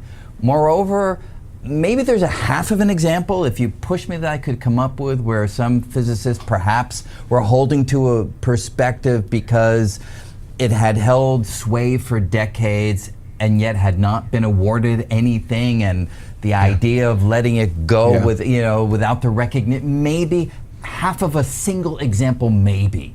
And so I find it incredibly rare that people are motivated, in physics at least, by truly anything but the truth. And yet the weird thing is I see online, even people to me, they say, Brian Greene won't let go of string theory it's a failed theory. They say it's dead. And my view is, I don't care if string theory is right or wrong. I care about the truth, and if you can come and prove to me that string theory is wrong, I would never think about it again. If there's a mathematical inconsistency that you can show, where the math doesn't work, done, gone, finished, kaput, won't think about the theory again. But the fact of the matter is, it's a rich mathematical theory that's never encountered a problem of that sort. We don't know if it's right or wrong because we can't make contact with observation or experiment yet, because the ideas are so far away from the reach of technology. That's an interesting circumstance to be in, an interesting theory on paper that you can't yet test. What do you do with that? I don't think you throw it away, I think you pursue it. But it's totally in the service of truth. It's not in the service of having something to talk about. In fact, these days, I don't even talk about string theory that much. Here we are talking about the brain and consciousness, you know. So why do you think, you think people get it wrong? You think they're too cynical? I think what we were talking about is a pretty good description of how politics works. But you say in the sciences, or at least in the sciences that you're most familiar with, it's not true. There really is a sort of high level aspiration for the truth. So why are people so cynical? Is it just sort of sour grapes they're left behind and they... There are certainly, if I was to name names, there are some sour grapes examples. It's just us. Go ahead. No, which I won't do. But I think it is probably more a feature of the fact that in the wider world, perhaps these more sinister and cynical perspectives are relevant.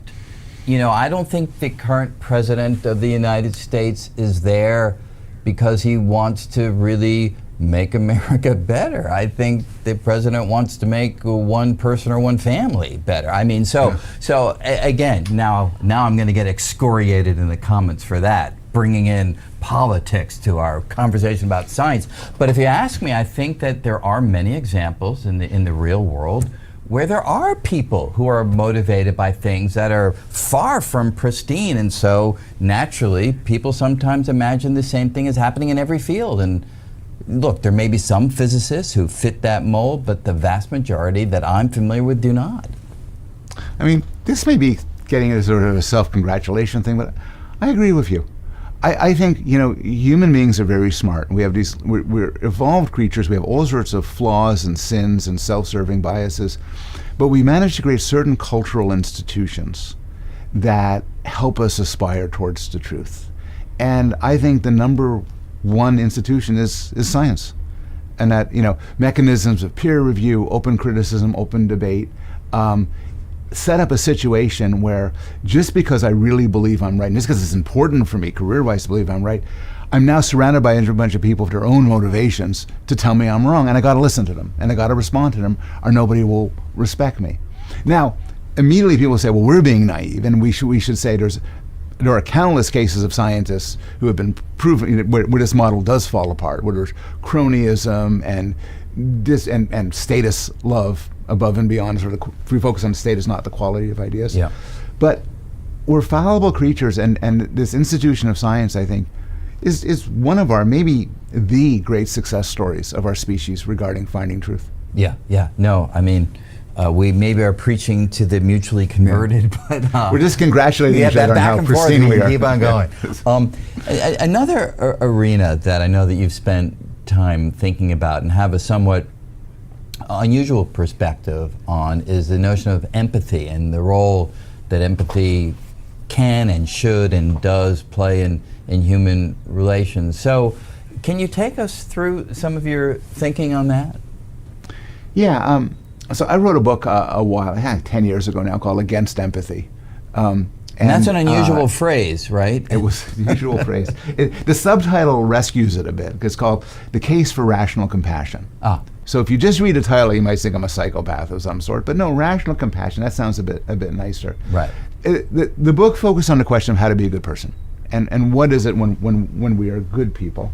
And one way to frame this is, if we reflect and we say, how should we live our lives? What's the best way to do things? And reflect as groups of people, by ourselves. and take that as a model, the sort of reflective discussion, not heated, not angry, not emotional, of what the best thing is to do, and then ask, how could we get there? And what a lot of people say in response is, follow your heart. Follow your heart. If you feel love, act upon that. If you feel empathy, act upon that. Compassion, and so on. And what I argued is that our gut feelings our heart has evolved through natural selection and has evolved to help us, our kin, ourselves, our tribe, friends. But it doesn't scale. It has all sorts of various problems and doesn't scale. And one example goes back to what we talked about before, which is we feel very strong empathy in a sense of putting ourselves in another person's shoes, feeling their pain, for people who are our friends, who look like us, who speak our language. And so if I was going to let empathy guide me, I direct all the resources in the world to people who look like me, to my family, my friends, and everything. People of dark skin, people who don't speak English, people who I never see, screw them. And that's the morality you get from empathy. Tremendous kindness, no doubt about that, but towards those who are close to you. And that makes sense evolutionary, right? We were in small groups. It makes total sense evolutionary. It's again, and again, we're not talking, we're going over the same theme over and over again in different domains, which I really like, which is, here's what we've evolved, here's what we want to be. In case of, we've evolved an understanding of the physics of trees and rocks, but we want to have an understanding of the universe. We've evolved an understanding of 1, 2, 3, but we want to know about negative numbers and square roots and infinities. We've evolved a Stone Age morality. Help me, help my kids, help my friends. Better than nothing. Better than nothing. And it has real value. But what I argue in the book is we could do better. And that we often are capable of doing better. Here's a simple case. If I'm hiring a research assistant in my department, I can't hire one of my sons. And if I have a class that I'm teaching, I can't grade my family members and my best friends. Seems obvious. But why? Because we recognize, I'd want to, but we recognize because we've got biases. So we want to set up a system that your biases don't mess things up.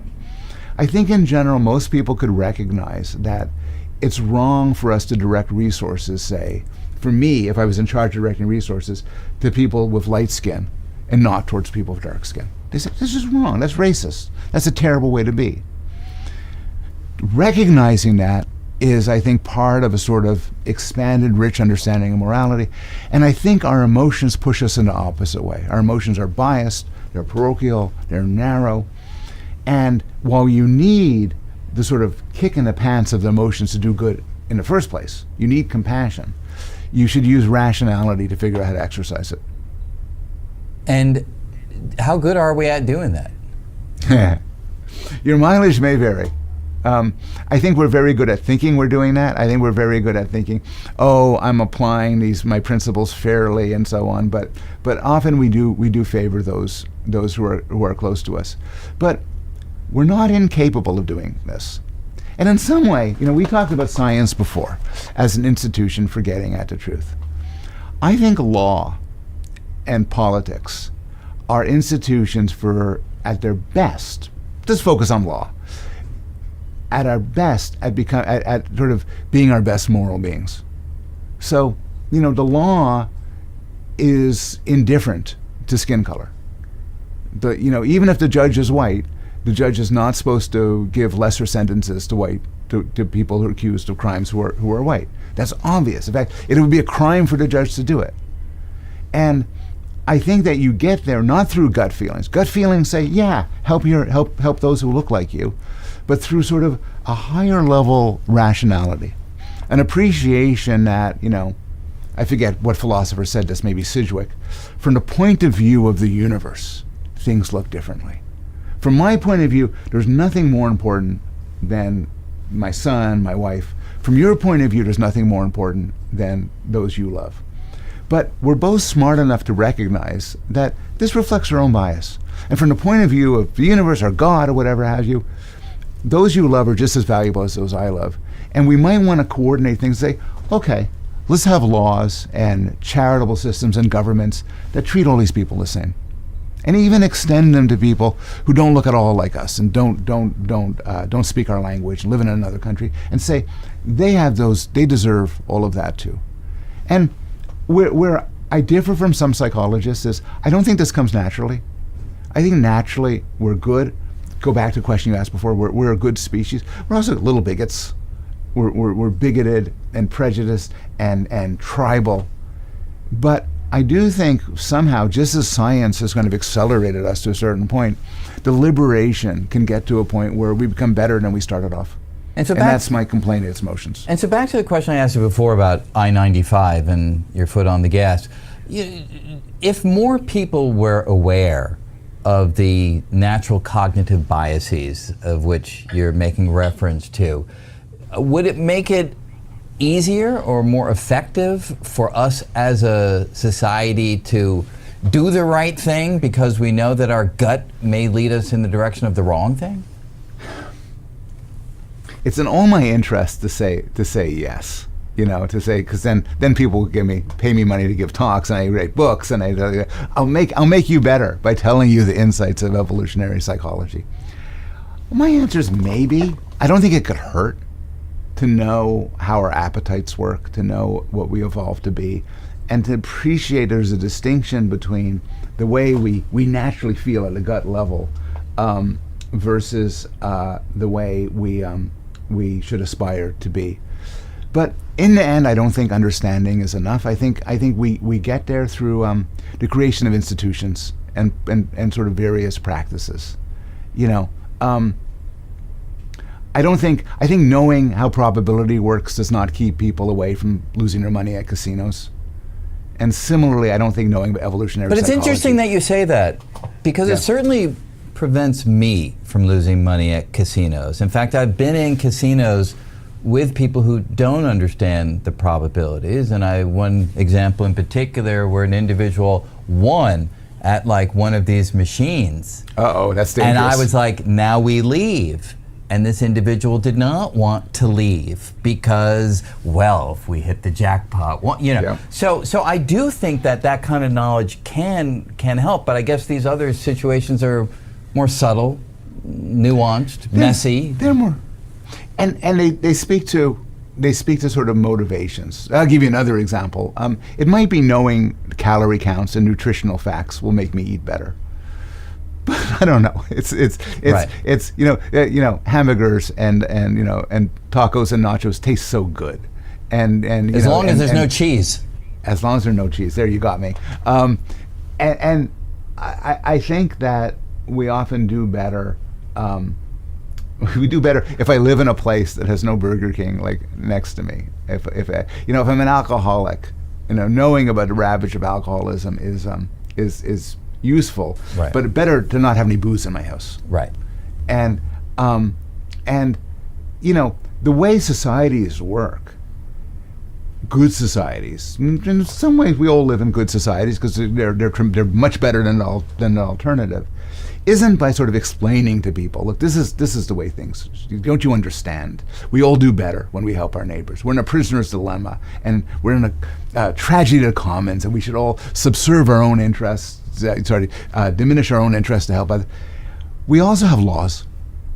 And you say, but if you're tempted to do it, you'll end up in prison. And we have customs.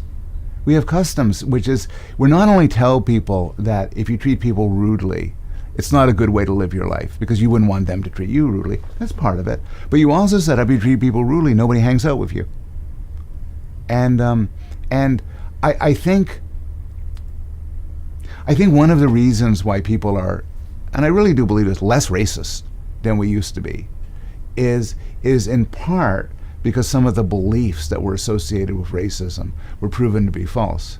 But also in part because people think racism is disgusting. And if you do racist things and you act in racist ways, nobody likes you. And so even politicians who have racist policies have to cloak it, have to hide it. And that's a form of progress. Right, for sure. Now, underlying all of this is the belief that, we freely choose to treat people one way or another, or to act on X or do Y.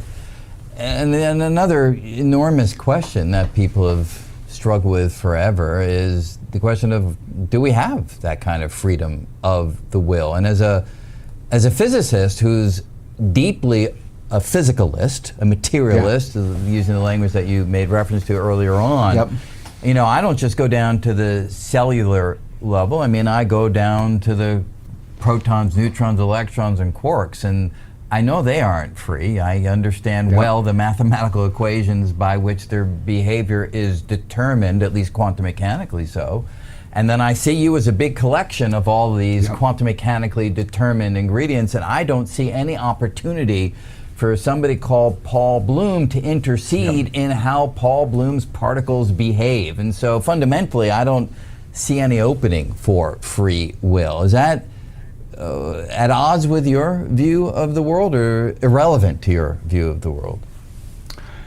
No, I 100% agree with it. I mean, if I was to say, look, I'm going to go down to the soda machine later on and buy a Diet Coke, but I could always get a root beer instead, and I'm choosing to do it and everything. And you would say, no. When you leave that thing, you're going to be holding a Coke or a root beer in your hands.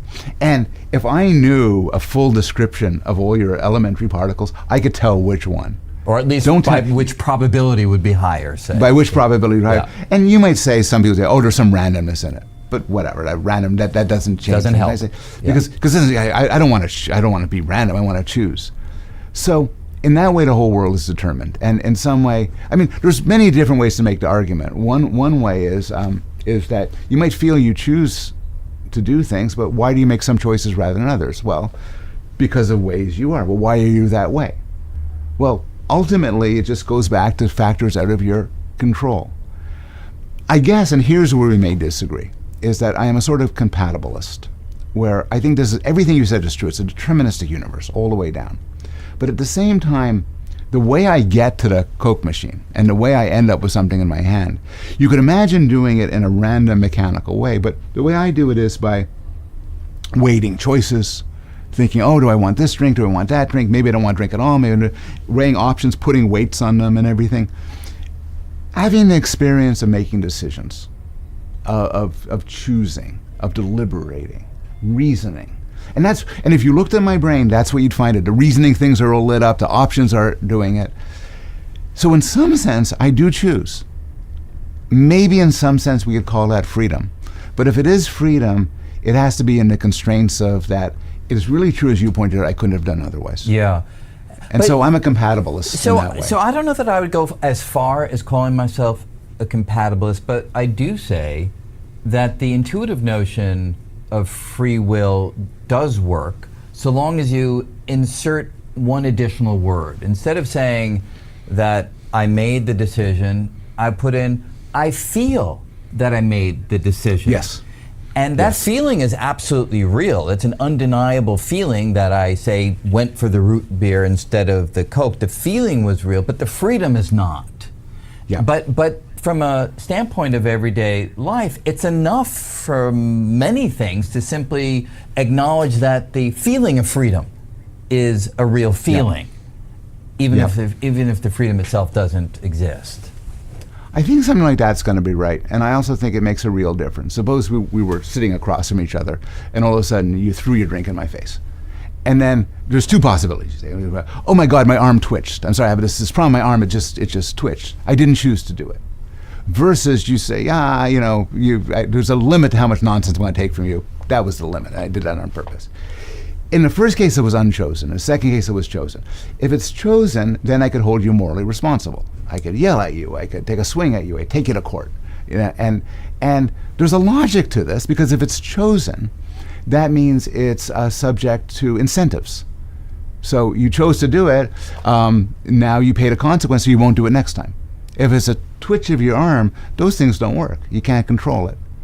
And sometimes when we say things are chosen, what we mean is it's in the space of things that are influenced by argument, by incentives, by deliberation, very real things in a deterministic universe. Right. And so I don't mind determinism. I think there's a lot to it. But regardless, you have to make a distinction between reflexes and things that are a result of deliberation and consideration Yes. and reason. Yeah, and I completely agree with that, because for me, the only rational basis for punitive response to an individual's behavior is if that punitive response can shape further future behaviors, either of that individual or of the society at large. And even things that are determined, even in the quantum mechanical sense, they can learn from experience. The example I love to give is, if you have one of those fancy Roombas, it maps your living room. I don't think it has free will, but when it smashes into the leg of the sofa repeatedly, it maps that and it can go around it. So a non-free-willed collection of particles can learn from past experience. And so if we can learn from experience, and if that experience is punitive in order to extinguish certain future behaviors, I think that's a valid and justifiable route to holding people responsible, even if they don't have freedom of the will. I think you're probably right, but this is yet another case where it's an unnatural and unintuitive view you have. So you're saying that, one should punish the person who murdered their child because that way they'll be less likely to murder a child in the future and will discourage others from murdering a child. It makes the world better in that way. But our common sense doesn't think that. They think, what a horrible thing, that person should pay. Yeah. And then somebody comes in, no, if you punish that person, it won't make a difference, say. Still, I don't care. They did something terrible, they should pay.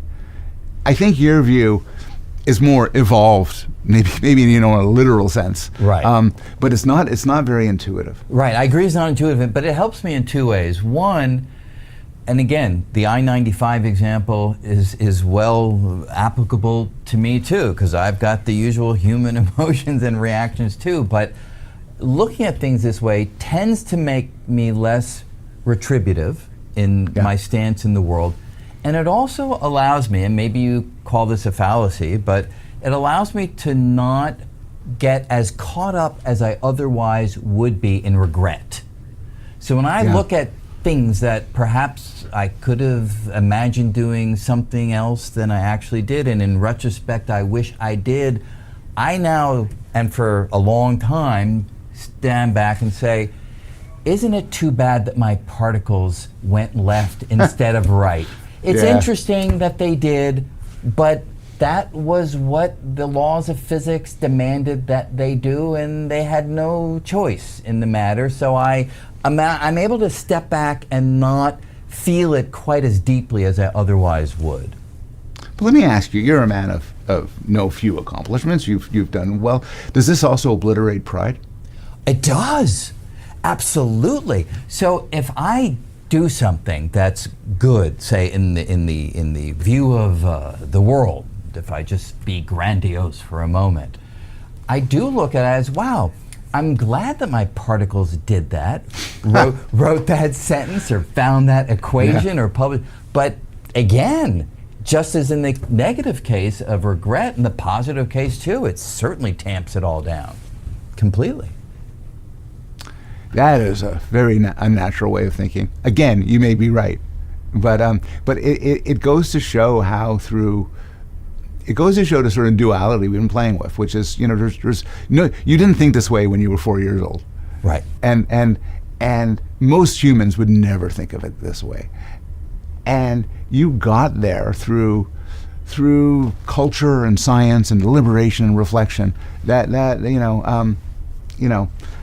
This anthropologist has this line that we're not fallen angels, we're risen apes. Yeah. And this is the examples of, I think, the rising. Yeah. So just one final topic, if you still have the patience to sit with me for a touch more. We began sort of with the hard problem of consciousness, which is a tricky one. I like to end with a difficult one too, but perhaps more personal, which is how people try to find meaning and purpose, and whether some of the insights of the work that you do can help us along in that regard. And I know that you've spent some time thinking about the role of suffering in this endeavor, and maybe just paint the landscape a little bit of your thinking, and then we can probe it a little bit more. I think you're asking a good question, and it's one that people in my field wouldn't have asked for quite a while. We've been obsessed, psychology has been obsessed a long time with pleasure and happiness. What makes people happy? What gives them pleasure? I think those are great questions too. I wrote a book called How Pleasure Works, all about how we get pleasure from things. But I don't think that's all we want. I think we want to go through life. We definitely want to be happy, but we also want to make a difference. We want to carry our obligations and be good people. Maybe some of us want a spiritual existence, and I think we all want meaning. And it's a very, of all these terms we're using, meaning is the hardest to define. But it is something that we aspire to. And I wrote this book called The Sweet Spot, which was about the role of suffering in attaining meaning. And I came to sort of two conclusions. One is that unchosen suffering, the bad things that happen to us, being assaulted, having somebody we love die, house burns down, getting cancer, really bad for us. And actually, despite when people say about post-traumatic growth and wisdom through pain and everything, that most of the evidence supports a sort of common sense view this time, which is that bad things are bad things. Try to avoid them. We're more resilient than most people believe. Not every bad thing causes PTSD. We tend to bounce back, many of us, after at least soon later or years later. But still, bad things are bad things. But then there's chosen suffering. And I think a good life is filled with chosen suffering, taking suffering in a broad way, meaning effort, difficulty, struggle. And it's a really cool fact about people that we do that. In the smallest of ways, I wake up in the morning and I open up, take my phone, and I do the New York Times connections and spelling bee. The little word games that tax my mind. And why are you taxing your mind? Like, no one's giving you money for this. You're nowhere near good enough at these things for anybody to think better of you. Why are you doing this? And I think because we like a little bit of struggle. And then we like big struggles. We like to, people train for marathons. They learn new languages. They travel through the world. They go camping and hiking. They do MMA, mixed martial arts. They do Brazilian jiu-jitsu. They learn to dance. They do all of these things which are hard. And the hardness is not, it's a feature, not a bug. In that if you want to find meaning in your life, you got to do hard things. There's different theories for why most people don't regret having kids, why most people think having kids is important and valuable and meaningful. And one theory, which I think has a lot of force to it, is because it's so damn hard. It's so damn hard that the rewards just bounce out and have real meaning and so on. But is it as simple as saying that in order to have the highest highs, you want the gap to the lowest lows to be as big as possible? Is it sort of just resetting our base so that... Some of it is that. Some of it is simple contrast. There's these laboratory studies that find that when you're exposed to a little bit of pain, a neutral stimulus that normally we'd feel nothing becomes positive in the contrast. It's the logic of the hot bath, the sauna, the spicy food. You fill your mouth up with chicken vindaloo and it's burning, and you drink some cool beer and you're back to normal, but normal doesn't feel normal. Normal feels terrific. The hot bath burns and it's awful, then the temperature lowers and it doesn't feel neutral, it feels blissful. I think that's part of it. But that's not really what I'm talking about. What I'm talking about is sort of sustained difficulty and effort for a long period in a project that has to have some value. I mean, it's difficult for you to walk around your office 10,000 times. But this is not meaningful. That's just dumb. But it's also difficult. But training for marathon, climbing Mount Kilimanjaro, raising a child, starting a charity, are difficult things, but they have some value to them. And I think that's what makes for a good life. Alongside pleasure and happiness and, fun with friends and sex and dancing and so on, that's good too. But meaning and struggle is this, it's in some way a case where modern psychology has met up with ancient wisdom, because I'm not telling you anything that, a rabbi or priest wouldn't tell you either. One of my heroes, or, in the psychology, sociology, arena is someone named Ernest Becker. Do you know the name Ernest Becker? Denial of Death. Denial of Death. So I read that book, when I was quite young, and had a tremendous impact on me. And when I hear you speak about suffering, it brings the following thought to mind. I'm wondering if it's at all resonant. So if you take Becker's perspective that, we are basically the only species on Earth that's aware of its own mortality. You can make some arguments that maybe elephants, have some rituals around it, but we're really the only one that can truly imagine the past and imagine a future where we won't be here or our loved ones won't be here. I think we're the only species that does that. And that drives, at least according to Becker's viewpoint, a lot of our behaviors. Could it be that the suffering that you make reference to is our microcosm of overcoming death?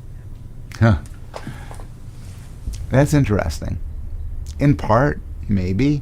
I don't think it's quite. I don't think it's entirely that way, because suffering and struggle give value even for non-humans. Rats that struggle to get a food like the food more than if they got it for free. I mean, you can measure that and Yep. Standard methods. I think with dogs and other creatures, probably. I heard a study with ants, but I haven't looked at it closely. That there's an association with struggle and difficulty and pain with value. When what you're talking about is a little bit more highfalutin, but I don't doubt that something like that works. I never really thought about the connection with knowledge and fear of death. I know there are a lot of philosophers who said that if we didn't die, if we were immortal, everything would lose value. That the pressure of time on us, the pressure of, no, you can't put it off forever, that there's a clock on it. Makes life worse in an obvious way, but also makes life better, in that it gives value to our relationships, to our pursuits, and to our struggles. And I think there's some truth to that. Yeah, and for those in our audience, there's this wonderful book. I forget the name. I'm so bad with names. Samuel Scheffler, I think, may be a philosopher. Yes, that's right. Written on That's this. right. So it was very, very insightful. But as we're on this...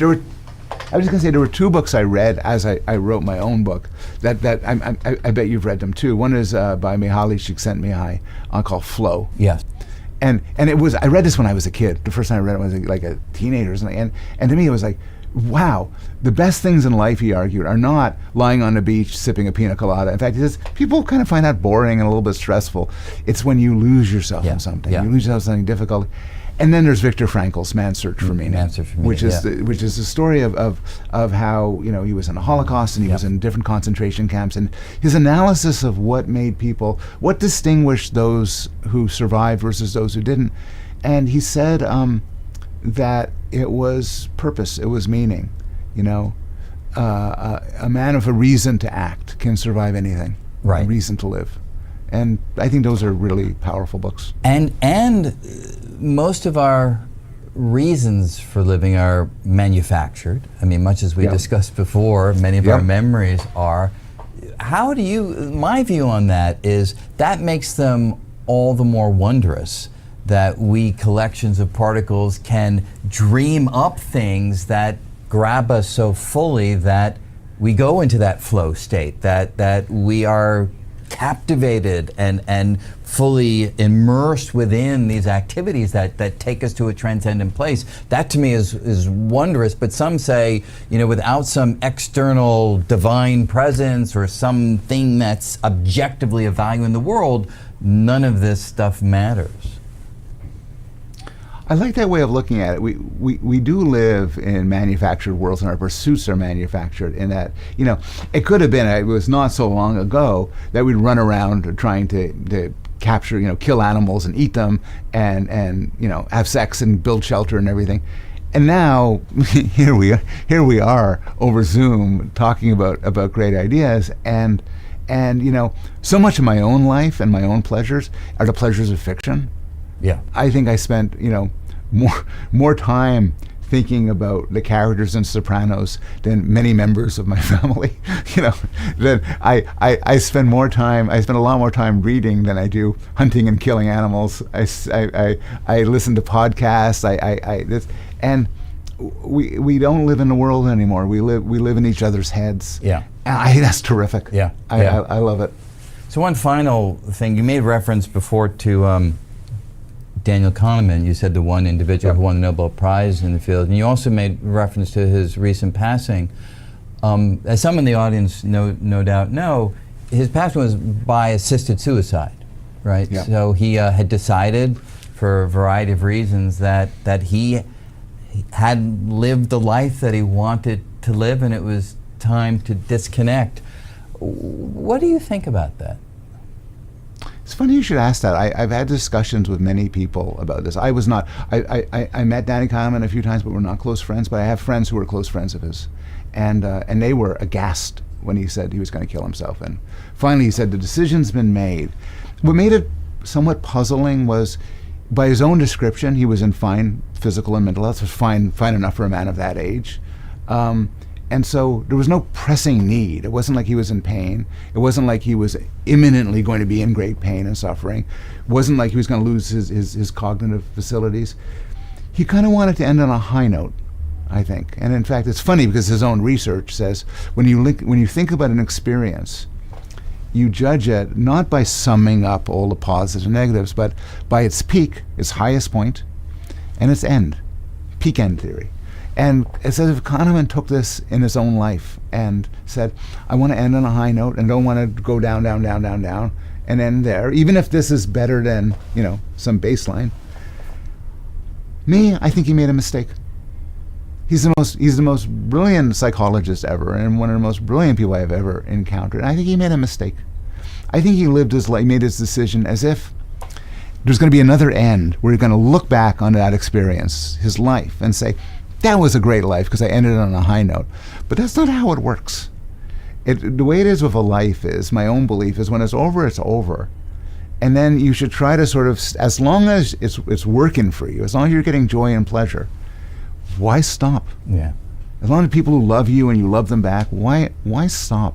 And again, I also feel it's his choice, and I feel a little bit bad, second guessing his choice. But it's his choice. But you asked, and I don't think that was the right decision to make. Yeah. What do you think? Well, it's interesting if you've lived through the final months or years of life for individuals who've gone beyond a point of making a decision, and their life has degraded in its experience so radically that it's hard to see the value that's providing them any longer beyond suffering.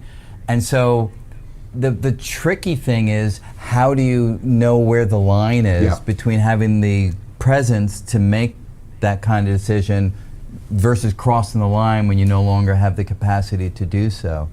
And so I have a lot of sympathy for that point of view. I think I agree with you that when it comes to me, one more day with my kids or my wife would be worth staying. But I certainly understand the reasoning behind, and I believe that Kahneman's wife had already passed. And I think it was a difficult end for her, if I'm remembering things that I've read. So I have great sympathy for what he did, but I think I agree that when it comes to my own life, I don't think I would do that. That's a perfectly fair point. I don't have a religious view that says life is sacred and shouldn't be ended under any circumstances. Yeah. And I know people, including somebody I was very, very close to. He wouldn't have ended it anyway. He was a religious man, but his death came way too late. Yeah. A period of great pain and great indignity. And one way of looking at what Kahneman did, which I could respect, was it's a form of risk aversion, which is, sometimes what happens when you're in your 90s, things could drop all of a sudden. Yeah. And then you may be at a point where the choice is taken away from you. Yeah. Yeah. And so maybe he decided to cash in his chips before running the risk of a catastrophic loss. And I could respect that. And it's someone who certainly took his own intellectual views to the limit. So you got to respect that fully. So. And, I feel his friends, in the nicest way, were greedy. And that he was very, very brilliant man, but also charming and funny and warm and simply a mensch. And they wanted a world with him rather than a world without him, and saying to him, look, I know you want to go, we don't want you to go. Right. Totally understand on both sides. Well, Paul, this has really been a wonderful conversation. Thank you so much for spending the time with us and sharing all of the insights on this wide range of subjects on the human mind and the human brain. So thanks so much for joining us. This has been a delight, Brian. I hope we get a chance to do it one day again. Absolutely. Thank you. All right. Talk soon. Bye.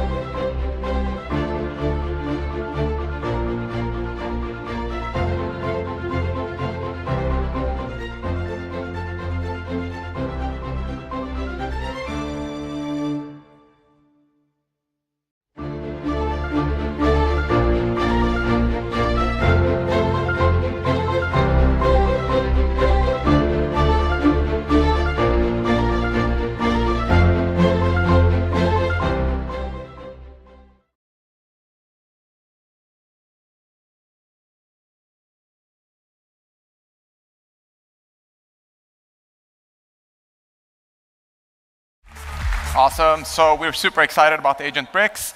That's our last big announcement for today. We do have lots of big announcements in data analytics. There's a whole new category of things that we're going to release tomorrow, so please make sure to show up. But now I'm really, really excited for the man who needs no introduction. It's a Wall Street titan and one of the absolute most impressive CEOs that I've had the pleasure to meet, running a very large 300,000 person organization in a very regulated space. Please give a round of applause for Jamie Dimon, Chairman and CEO of JP Morgan Chase.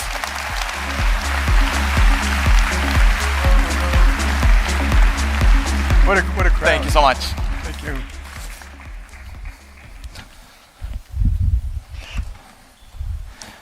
Wow.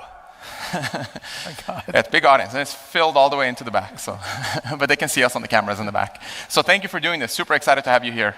Hell yeah, I'm thrilled to be here. Thank you, folks. I look forward to this. So I'm curious. You guys have a whopping $18 billion budget that you spend on IT every year. I'm super curious. What are the biggest priorities with that? So JP Morgan Chase, we operate in 100 countries around the world, and we have 30 or 40 data centers around the world.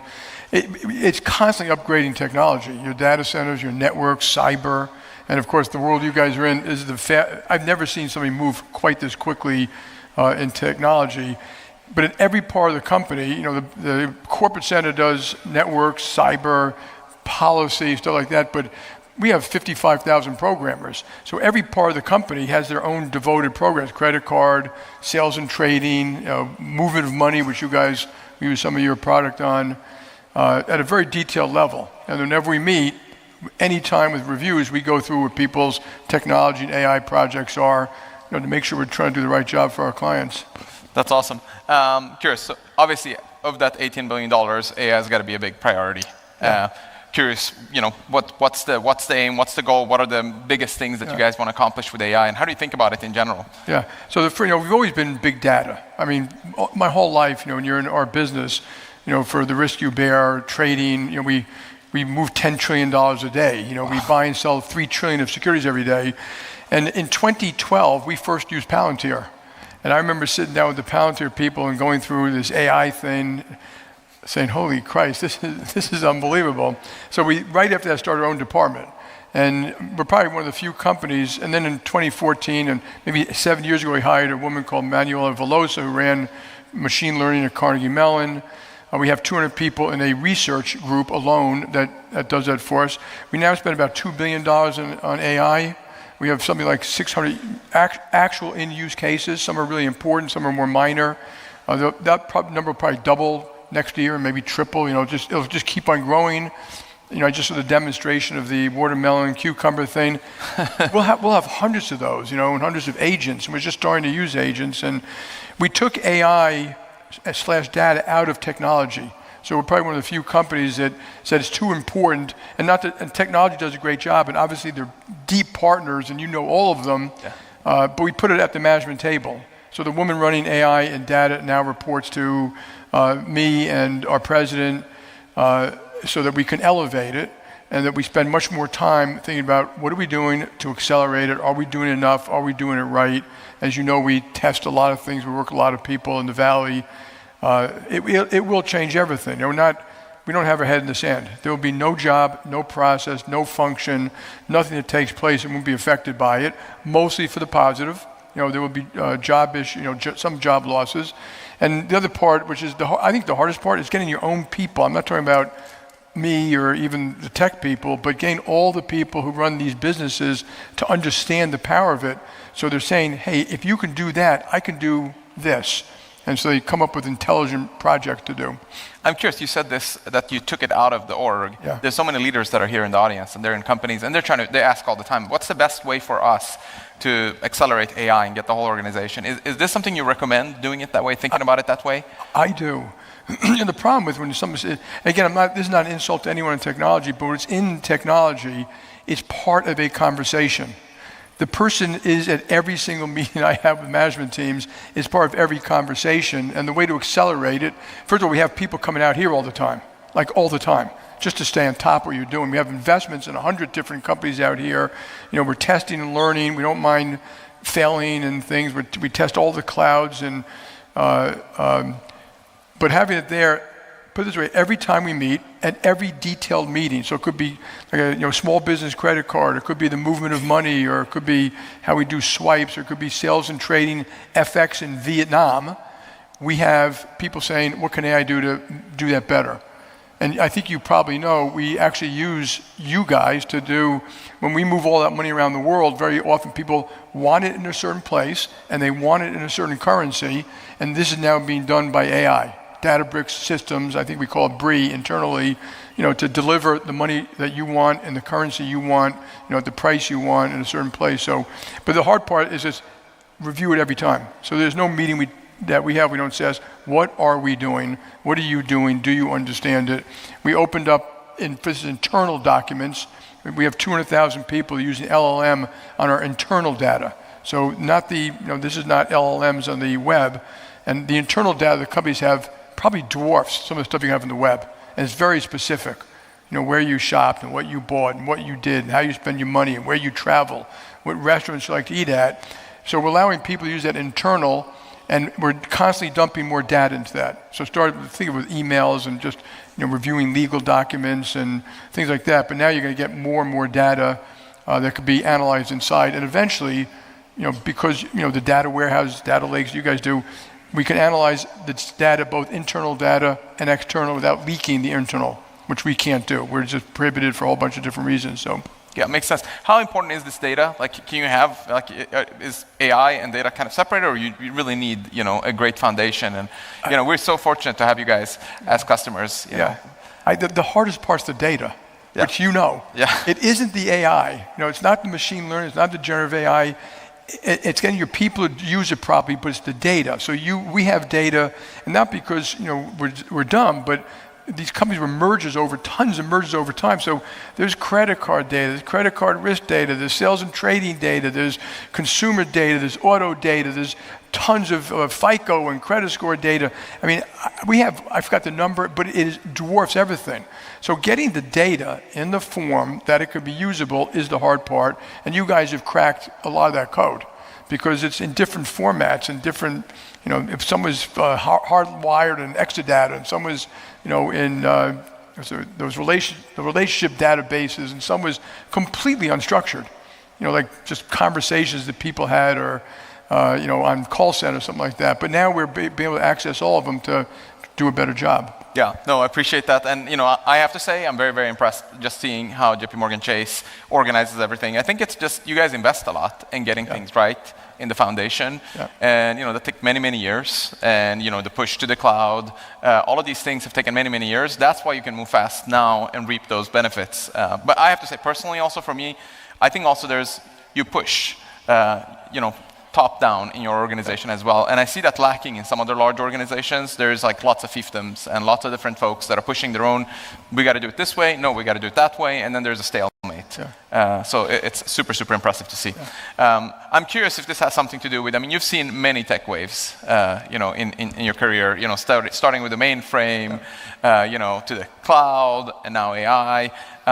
What have you learned from these tech waves? And is there anything we can apply to this one that's coming now? Are there any similarities or any differences? Yeah, well, I mean, if you read history, I'm going way back now, tech is the thing that changed mankind. We were hunter-gatherers until you had agriculture.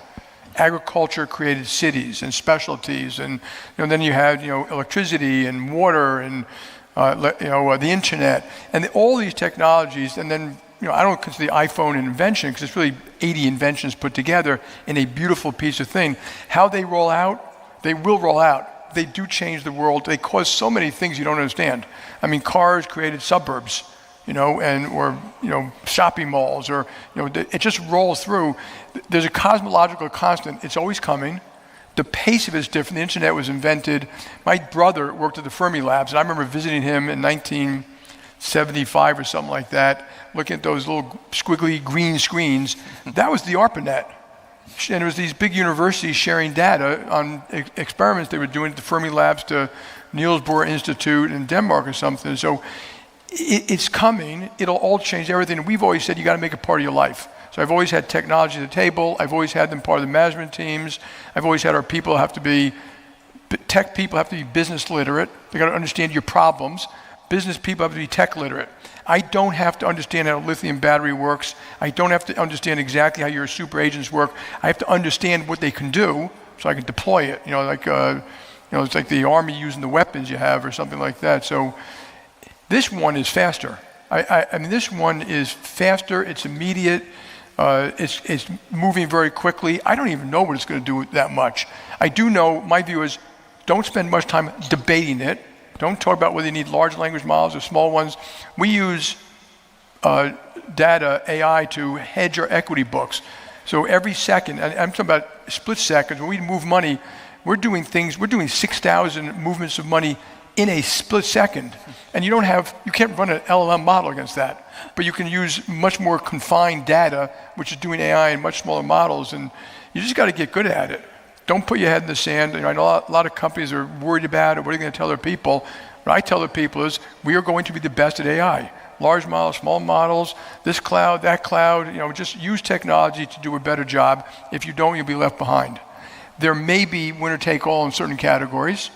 I also don't want to be arrogant about it. JP Morgan's ahead of a lot of people. On the other hand, you guys are going to be able to deploy your, as a competitive matter, my competitors will get it from other people too. And then, people who serve smaller banks, they're going to use your stuff and deliver it to them. So, all the competitors will have it. It isn't like you're going to be the only one with these weapons, but maybe being first matters a lot in terms of having data. So this is going to be fun. This is going to be hard. This will change a lot. And the other thing about jobs, it is what we learned, like in a call center. I thought, oh God, go to a credit card call center. People spend $1 trillion a year on our credit card, and that will deploy data. It'll just change the calls. It doesn't work like that. You have to deploy it on a task, at least so far. Yeah. And when you're deploying that task, you can deploy it on another task, and it works on that task. It will reduce jobs. And make our lives easier. But I tell people, we have in operation centers and call centers, 150,000 people, but the turnover is 15 or 20%. So I look at attrition as being your friend if we know it's going to change, and then we can retrain and redeploy people. So a lot of those people are very talented. They know our client base, or they can upskill. So a lot of things you can do that can take care of your people. We are going to take care of our people. And the other thing about AI, it's going to be used by bad people. We know that. Just so we're cars, planes, pharmaceuticals. So you need some kind of understanding of that. But the thing that scares me the most is on cyber. And I've heard literally in the last week or two, we spend almost $1 billion a year in cyber protection just in the last week or two about how people are using agents to try to penetrate major companies. And that's scary stuff. And so we have to really make sure we protect ourselves. And there are bad guys already using it. And of course, we're trying to use it to combat them. So, but it's also true with all technology. All technology, right? yeah. It's just this one maybe is faster. This is faster, and cyber. The thing about cyber is, I tell people, like when you talk about warfare now, it's here. It's in our computers. It's in our skies, it's in our satellites, in our wireless. I don't think a lot of Americans realize how bad cyber is. Just that, as an act of war. I'm not talking about ransomware. Can I ask about that? If you're talking about cyber, right? Privacy, security attacks. You guys are highly regulated. You're a bank. You're extremely important to the whole planet. What are you doing about protecting yourself? And is there anything AI can do here to even help, or does it just hurt us? Yeah. So cyber is the only part of the company where I tell people it's a police state. We're going to put in rules, and you have to follow them. From changing your passcodes to who can access systems to what you can do when you're outside of our private networks and then you're right, legally, and we have to deal with regulators in 100 countries, and they'll have different rules and regulations. We have to follow those. But legally, fundamentally, we can't sell our data. Okay, and we have to protect our data. And when our data goes out, which sometimes it does, sometimes the customer can send the data out, we still have to protect it in a million different ways, from encryption to watermarking to, and the other thing is our government, like my regulators, are not nearly as protected as we are. And when they come to they all want to do penetration testing us. I mean, they don't know how to do it, and they ask us, show us your weak spots. And I say, well, I'm going to send you my weak spots, and it's going to go into your unsecured database. And how much I'm not going to do. So cyber, everything we do, everything we rolled out, I think we probably use 100 companies to help us protect cyber, network segmentation, data segmentation, air gapping certain systems. It's everything we can possibly do. We work with the CIA and the FBI and the NSA as best we can, and I think they're doing a much better job at that. So we're fully engaged in this one. But this one is, when I deal with people, I tell them, this one is the most important for us, bar none. The other thing about us, and this is true maybe for a lot of your companies out there, we're hooked into 600 exchanges around the world. We're hooked into the Fed wire, and we're hooked into the equivalent, wires of central banks in 60 countries. And if you look at all these endpoints and exchanges and money movements, they're not all protected. And they don't all have our security. So we do third-party oversight, but even third-party oversight, it's once a year. Wow. It's not the same thing. So, if we find a weak spot somewhere, we often inform the government before they know what's going on with certain things about certain North Koreans or Chinese actors out there. This one's important. Our water supply, our communications, some of the banks. If a bank went down, a major bank, and you don't know what the money is. I remember President Obama asked me years ago, well, what do I do? I said, you have to have a bank holiday. You would have no choice and try to recover the data. And we all have backed up data and all the things like that. But if I had to tell you all how many times the fail-safe systems didn't work in my life, almost every time. Wow. Because it didn't always anticipate what caused the problem. And maybe AI will help us do a better job of that. But fingers crossed. I have to say, your security team is amazing, and it's been amazing partnering with you. You push us. It's you guys are paranoid. I want to brag on one of my guys back here, Larry Feinsmith. We have teams that do nothing but look at all the stuff you guys are inventing and what you're doing and bringing back to the company. We invest in some of those. Obviously, we want to bank some of those. So.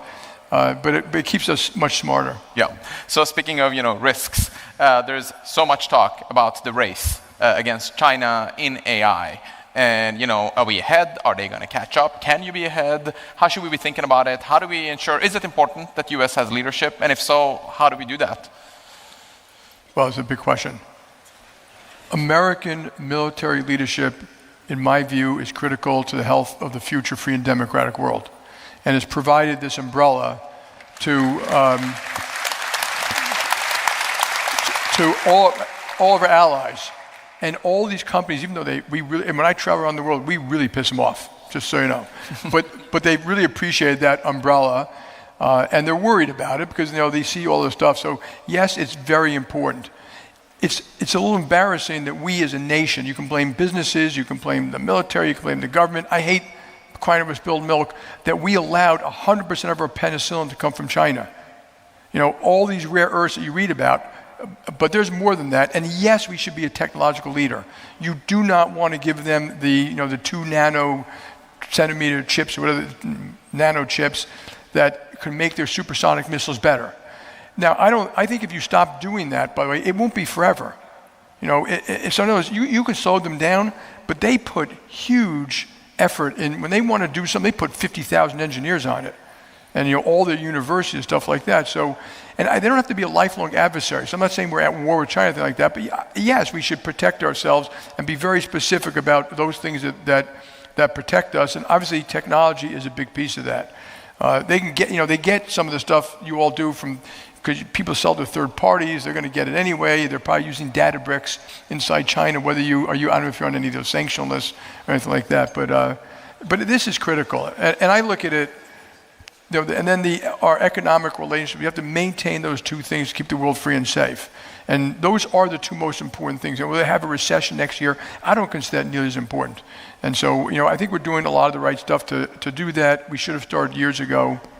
It's unfortunate. But and for you all in the room, we don't have enough welders to build the boats that we need built. We never left, if there was war in the South China Sea, and this is not national security stuff because they published this, they did a tabletop exercise. We have missiles for 7 days. We'll be out of missiles in 7 days. Wow. And we don't have, most of us have huge backup capabilities. We have everything backed up that we do, no matter what we do and where we do it. But they would make, I think this is right, making the missiles out of a plant. There was no second plant ready to go. So even if you pushed a button, you're talking about years before you get the second plant. We should not run the military that way. They also, and this has also changed, they have these big programs in the boats and the aircraft carriers, and technology may make, and you see the drone stuff in Ukraine, technology may make aircraft carriers obsolete. And we got to move quickly. So the military usually has to do contracts that be approved. But if you want to buy the best, newest drones, you want to go to Anduril, this company Voyager we took public yesterday, you have to allow the military to buy from you, cancel that, and buy from you, modify that, and like a business would, as opposed to it's got to be like a 20-year contract. So we have a lot to do. We have a thing we're going to do called the Defense Action Forum, kind of laying out all these issues, trying to help the government do a better job with them. Yeah, that makes a lot of sense. Okay, on that topic of the sort of arms race that's going on, when you look around the world, the economy, geopolitics, what worries you the most? Yeah, it's I don't. This what I'm about to say is not the ugly American, but America is indispensable. It's not indispensable because we're better. It's indispensable because we have the best military in the world, the most prosperous nation in the world, the best economy in the world, the best technology. The roots of that technology, the freedoms we have. It's what brought people here. And Sweden, right? Iranian Swede. Right. My grandparents were Greek immigrants who never went to high school. And we have to maintain that, but America's role is indispensable. That role is economic, it's military, it's education, it's allowing people, people that come here who want to stay here, like more merit-based, which we should be doing. That's the most important thing. And if you made a list of how does America stay indispensable, well, it's basically keeping our domestic economy strong. And here's where we haven't done a particularly good job, and maybe AI will fix. And I have a list. I make a list of all these policies we didn't do well. We don't do mortgage policies well. We didn't do immigration policies well. We don't do affordable housing policies well. We didn't do inner city school education well. We don't teach work skills properly. We didn't do the military properly. Healthcare, I was listening to one of the examples up here. I mean, the average family now costs $30,000 a year for healthcare. America is spending 18 or 19% of its GDP. We have among the best in the world. Which I'm a beneficiary of, the best hospitals, the best doctors, the best surgeons, the best pharma, best medical devices, and among the worst. People are dying younger. There's too much obesity. We don't teach it in K to 12. It lacks transparency. And we got to get at this. And so to me, America should make sure that we're strong. And that strength also comes from celebrating our values and our virtues, and not insulting them all the time like we're bad. Yes, we did some terrible stuff, particularly the black community in this country. Absolutely, but the values and the virtues are the best the world's ever seen. People come here to be Americans, and it's the natural thing, freedom of speech, and freedom of enterprise, and freedom. When they said the pursuit of happiness, the founding fathers, they meant the pursuit of purpose. They didn't mean happiness the way we mean happy. They meant you're building something. You're accomplishing something. That purpose could be teaching, it could be building, it could be being an entrepreneur, it could be just being a great a parent or something like that. And those values and virtues, we've hurt. And right, like I always feel if some of you all played in sports teams, if you have a sports team that's tearing itself apart, it will not win. Yeah, we're kind of doing that, a little bit of that today. So I think that's keeping the nations indispensable also means keeping ourselves strong. Super inspiring. Thank you.